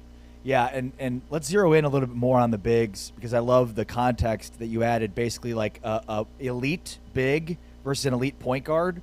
It just, the value right now in the marketplace favors the elite point guard. So, there's that side of it. And then, I mean, is the bigs situation just a product of what we saw in the Final Four in the national championship? Yeah, I think this is a copycat league, and for good reason. Like, Michigan won the national title having a massive loaded front court and having Yaxel Lendeborg, who is traditionally a power forward, play down at the 3 spot and be able to overwhelm other teams physically and athletically while stretching the floor. They were just dominant in that way. But it wasn't just Michigan. Arizona was like that. Florida was like that. Duke had a loaded front court as well. All the 1 seeds that we saw dominate the season had that type of roster build. So naturally, teams are going to try and chase that. Well, what happens is agents of these players also understand the opportunity for their players to have a higher evaluation because of teams chasing this. So if the very top bigs in the portal are going for a ton of money, that has a trickle-down effect on every other big in college basketball, basically. And so what we've seen is that, yes, not only are bigs the most expensive position right now to fill on your roster, generally speaking, but also when you look at the amount of money that teams are paying for bigs, talking about centers and power forwards, compared to the level of production that, according to my model and their statistical outlook, that they are likely to have for their teams next season, teams are most oftentimes paying a little bit more in the context of this current market than they should for that level of production, and that equals out on the other side to smaller players. Point guards and shooting guards, though not cheap, are more of a bargain right now based on the level of production that we expect out of those players. That's sort of what we're seeing in the market right now. Wow.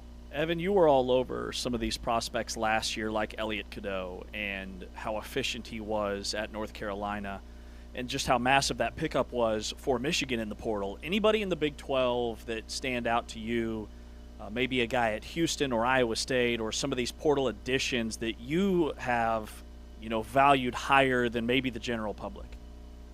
Yeah, that's a good question. If I'm looking on the board here, I think one of the players that I love most as a Big 12 transfer pickup is Isaiah Johnson coming from Colorado to Texas.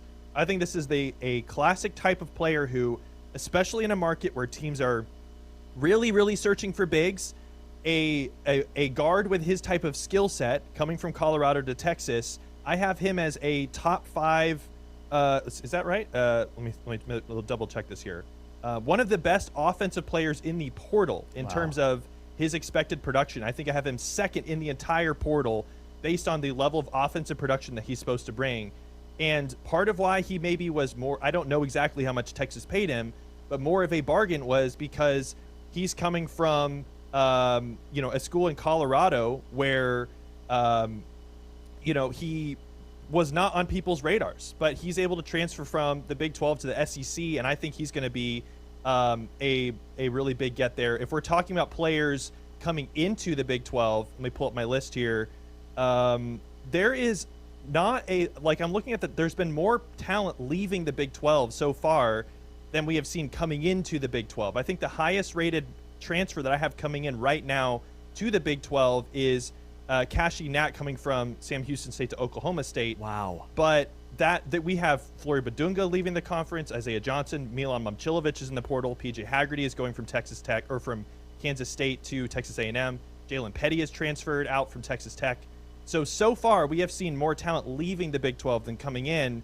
Now, it's still early and there will be a lot of work still to be done, but that, if we're talking Big 12, that's a little bit of a concern. Yeah. Without having any data, what do you attribute that to, or what do you maybe hypothesize it could be? Yeah, I honestly don't have a number on that yet, and honestly, part of that is because this is the first time in looking at this right now in this conversation that I've realized this trend. But one of the things that I track on my website is overall transfer activity, and basically what that looks at is what is the quality of transfers that you are bringing into your team minus the amount that you have leaving your team. So it's a way of saying how much better or worse did your team get through portal activity. And right now, there are 5 Big 12 schools that are in the top 11 worst overall transfer activity in the entire country right now. And that's not even counting some of the players that they have still pending in the portal that might commit soon. So on the flip side of things, like Oklahoma State, Iowa State, Utah, Houston, they have done fairly well in the portal so far. But there have been more significant departures than additions And so if things were to freeze right now, the Big 12 would be one of the sort of lost the most through the portal at this point in time. Yeah, and that is concerning because we look a lot at roster retention, and there was a theme this past year in the Big 12. The schools with the most roster retention were at the top of the conference. Can you break down, like when you have overall transfer activity rank, just break that down for us in terms of what that means when I go to your website and look at class rankings? Totally. So there's two different types of rankings that you'll see according to transfer portal activity at evanmedia.com. The first is your incoming transfer class rank. It's very similar to high school recruiting rankings that you would see on 247 or On3 or ESPN. That's basically a combination of the number of players you have coming in through the portal and the talent level of each, and better players are weighted more heavily in that. So you could have one great player versus another class of 4 okay players, and they would roughly be the same rank. So you can rank teams that way, but overall transfer activity is basically taking that piece and then also saying, okay, well, what was the level of talent you lost through the portal? So if you're above average in overall transfer activity rank, that basically means your roster got better through portal activity in the offseason. You brought in more talent that you lost. And if you're on the flip side, even though you might have a top 50 incoming transfer class, if you're outside the top 300 in overall transfer activity, that means you lost some significant talent to the portal. So it's not an end-all be-all, because some teams are okay with losing some talent to the portal. They might be bringing it in through other sources, recruiting through the high school rankings or through retaining other key pieces, and they just may not need some of those guys who left. But generally speaking, you want to be a team that's at least above average, if not in the top 50 in overall transfer activity in a given offseason, because you want your team to get better through the portal, not worse. Right, yeah. So that's something certainly to watch out for. And last season, not only was Michigan the #1 incoming transfer class, they were the #1 in overall transfer activity. Now, that doesn't hold true for everybody. Like, there were some other teams like Kentucky that overall got a lot more talent in than they lost. But you talk about the retention piece. Kentucky didn't have a ton of returning pieces last year, so it was really hard for those transfers to kind of fill in those gaps. So retaining key pieces is just as important as what we're talking about here in all the transfer portal stuff. We're talking with Evan Miyakawa here. Always so intriguing, interesting. I learned so much when we talk with Evan and when I listen to his podcast or check out his website. Just kind of curious, obviously the huge takeaway, the overwhelming takeaway, I think, nationally with college basketball this past year was the importance of bigs and what we saw from Final Four teams and size. What else did you notice or see that maybe is being underappreciated nationally?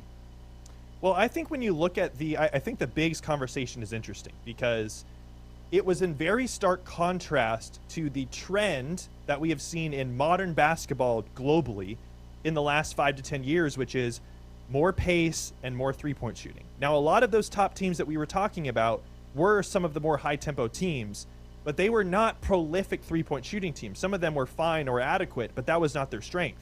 But when you look outside the top 5 or 6 teams from last year, talking about Michigan, Duke, Arizona, Florida, you look at that next tier of teams, and a lot of those teams were teams that were more of the traditional modern offense, right? We talk about Illinois, Purdue, Iowa State, Vanderbilt, Alabama, Virginia. Like, a lot of these teams they had some length, but they had a lot of spacing and shooting and pace. And it's interesting to note that none of those teams were really able to break into the very top contender list. The closest is probably UConn. And UConn was less prolific of a three-point shooting team this year, less consistent than I think what they've been in years past. So it'll be interesting to see for me going into future years, are we going to see the top 5 or 6 teams be similar in that they're all front court laden and they may not need the three-point shot as much? Or will we see some of those teams that were more in the 5 to 15 range last year start to be some of the top 3 teams in the country again? And it's just a matter of balancing out year over year. I think that's a very interesting trend to monitor. Yeah, totally. And I mean, you touch on this in your piece and breaking down the numbers, but it feels like the bigs were a zig when everybody else was going 3-point zag, and now it feels like the zig is the other way. Yep. You have to stay ahead of the curve and not be a follower in this era of college sports, it appears. Yeah, exactly. I mean, I mentioned in my blog piece, we're talking about the NIL market trends, that teams that built like Vanderbilt and Nebraska last year, though they were undersized, if you want to call it that, relatively speaking, at the the 4 and 5 spots. They had so much skill in shooting at the others' positions that they were just ended up being more talented than some of the other teams that tried to go with more of a larger front court, but maybe weren't getting as much value out of those players as what they paid for. And my prediction right now is that more teams like that will end up being surprisingly good next year, because they may not have one of these coveted bigs that everyone's looking for, but they will have spent their money on other positional areas that are maybe at, the guard spots, and we'll end up watching basketball in November and December, and we'll just be, wow, this team's way better than that team. No question, just because they got better players. So that'll be interesting to see if that ends up being true. Totally amazing. Evan Miyakawa, it's so much fun to talk with you throughout the season and, of course, the off season. Keep up the great work, man. You just are killing it. And, again, the combination of analytics with great analysis, blogs, and podcast. Keep doing great work, man. It's fun to read and pay attention to what you're doing, and we love it. So thank you. I really appreciate that. That means a lot. Thanks. Thanks, Evan. Evan Miyakawa, PhD, statistician, data scientist, Baylor grad. Yep. All around great dude and great at what he does and covering the sport and giving people a different insight, different look at the sport overall. This is Big 12 Today, Big 12 Radio, presented by Modelo, heard on TuneIn, watched on Big 12 Studios. And Sims will keep it. Nice decision there to get deeper into Utah territory.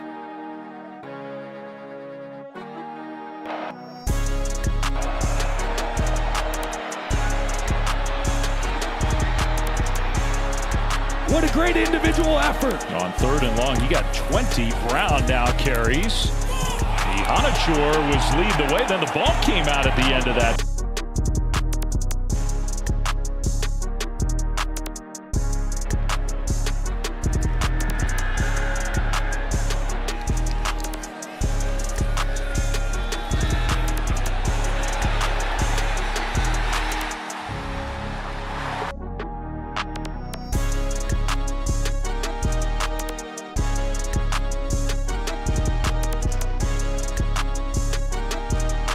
Seconds ticking away. Sims in the pocket. He's going to throw short, and that's Brown. It's been dismal so far for the Sun Devils. That has to feel good.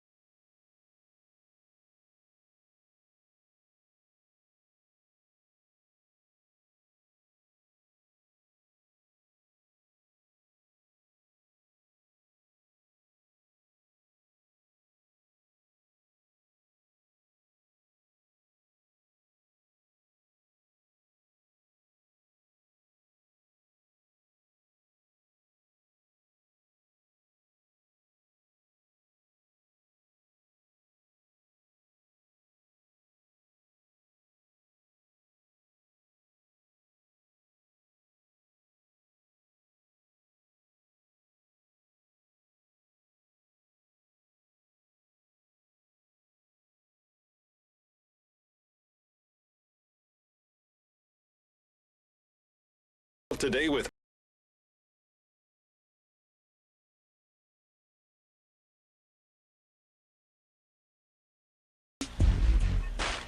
Big 12 Radio, Big 12 Today. Heard on TuneIn, watched on Big 12 Studios. Some really great guests today, including Dr. Evan Miyakawa. Great insights. And not a great trend for the Big 12 that certainly is worth monitoring when it comes to basketball. Evan, basically pointed out that right now the outgoing transfers from the Big 12 dramatically outpace the incoming. So big names, obviously Flory's the big one to leave and bolt for Louisville, at a price tag north of $5 million. So you can understand why, but certainly a trend to pay attention to. And look, there's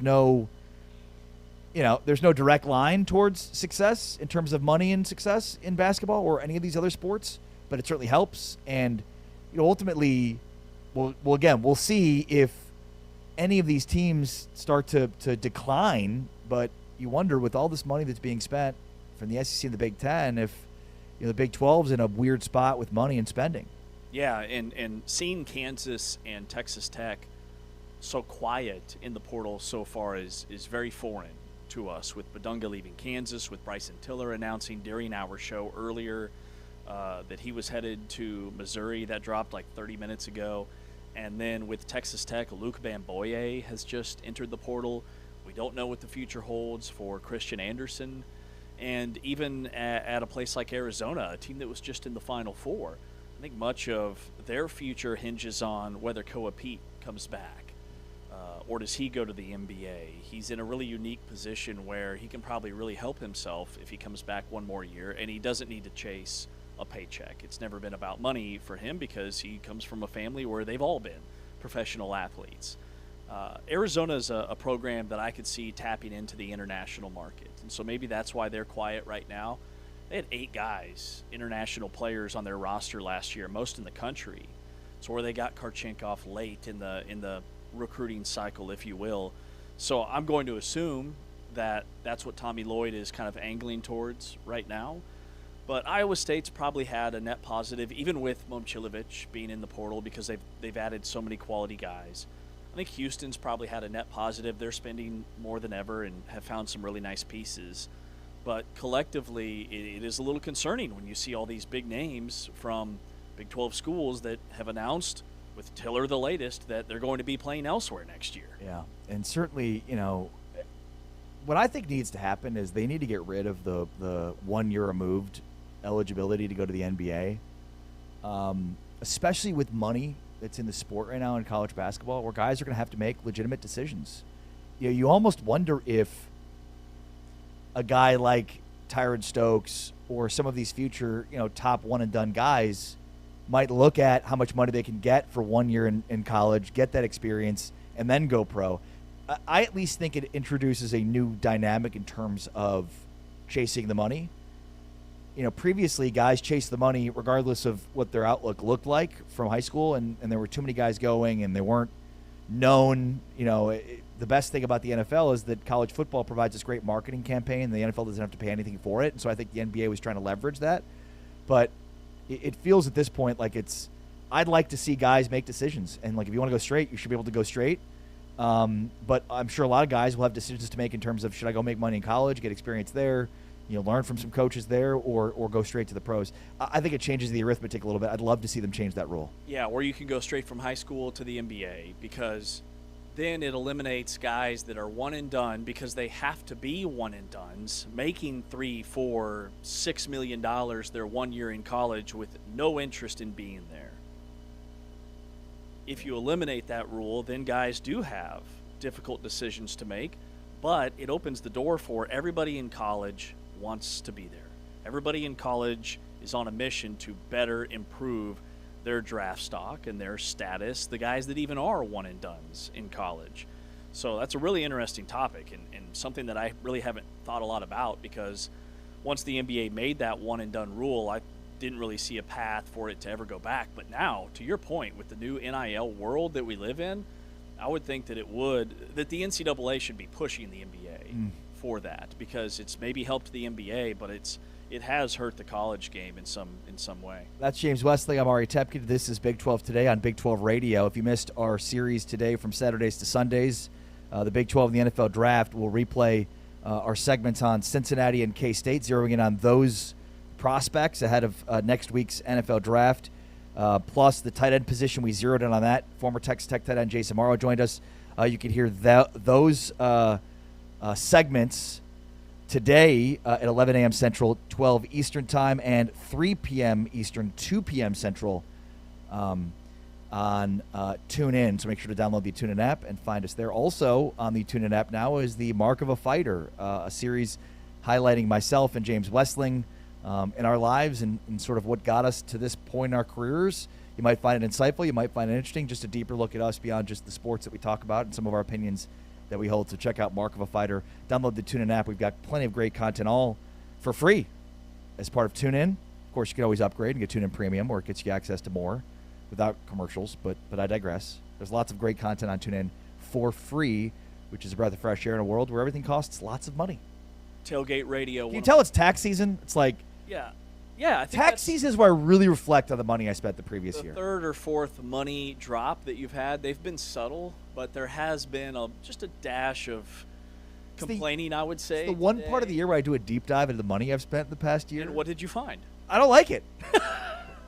You don't like it? I don't like it. Well, yeah, nobody likes to spend money. I've spent too much money. On worthless stuff or stuff that matters? Yes. Both? Yeah. Okay. Yeah. Mm-hmm. The problem is there's a spectrum there. One end is the stuff you need. The other end is stuff you don't need. And some of it coalesces in the middle. I couldn't just not buy a 16-pound of dog food yesterday. It had to be done. Well, I don't have a dog. Well, that's what I spent my money on yesterday. I mean, so yeah, I didn't have to buy dog food. But yeah.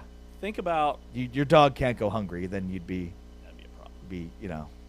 Torturing your dog, which is animal cruelty. Do you spend money every day? Yeah.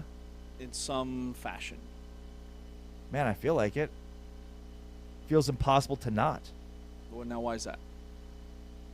I'm not talking about like recurring bills or things like that. Just spending money. Got it. Yeah, no. I mean, yeah, technically. This time of the year, no, absolutely not. Get me into May and June, and I forget all about it, and then I go back to the drawing board next April. I'll send you some budgeting apps. Pretty hot.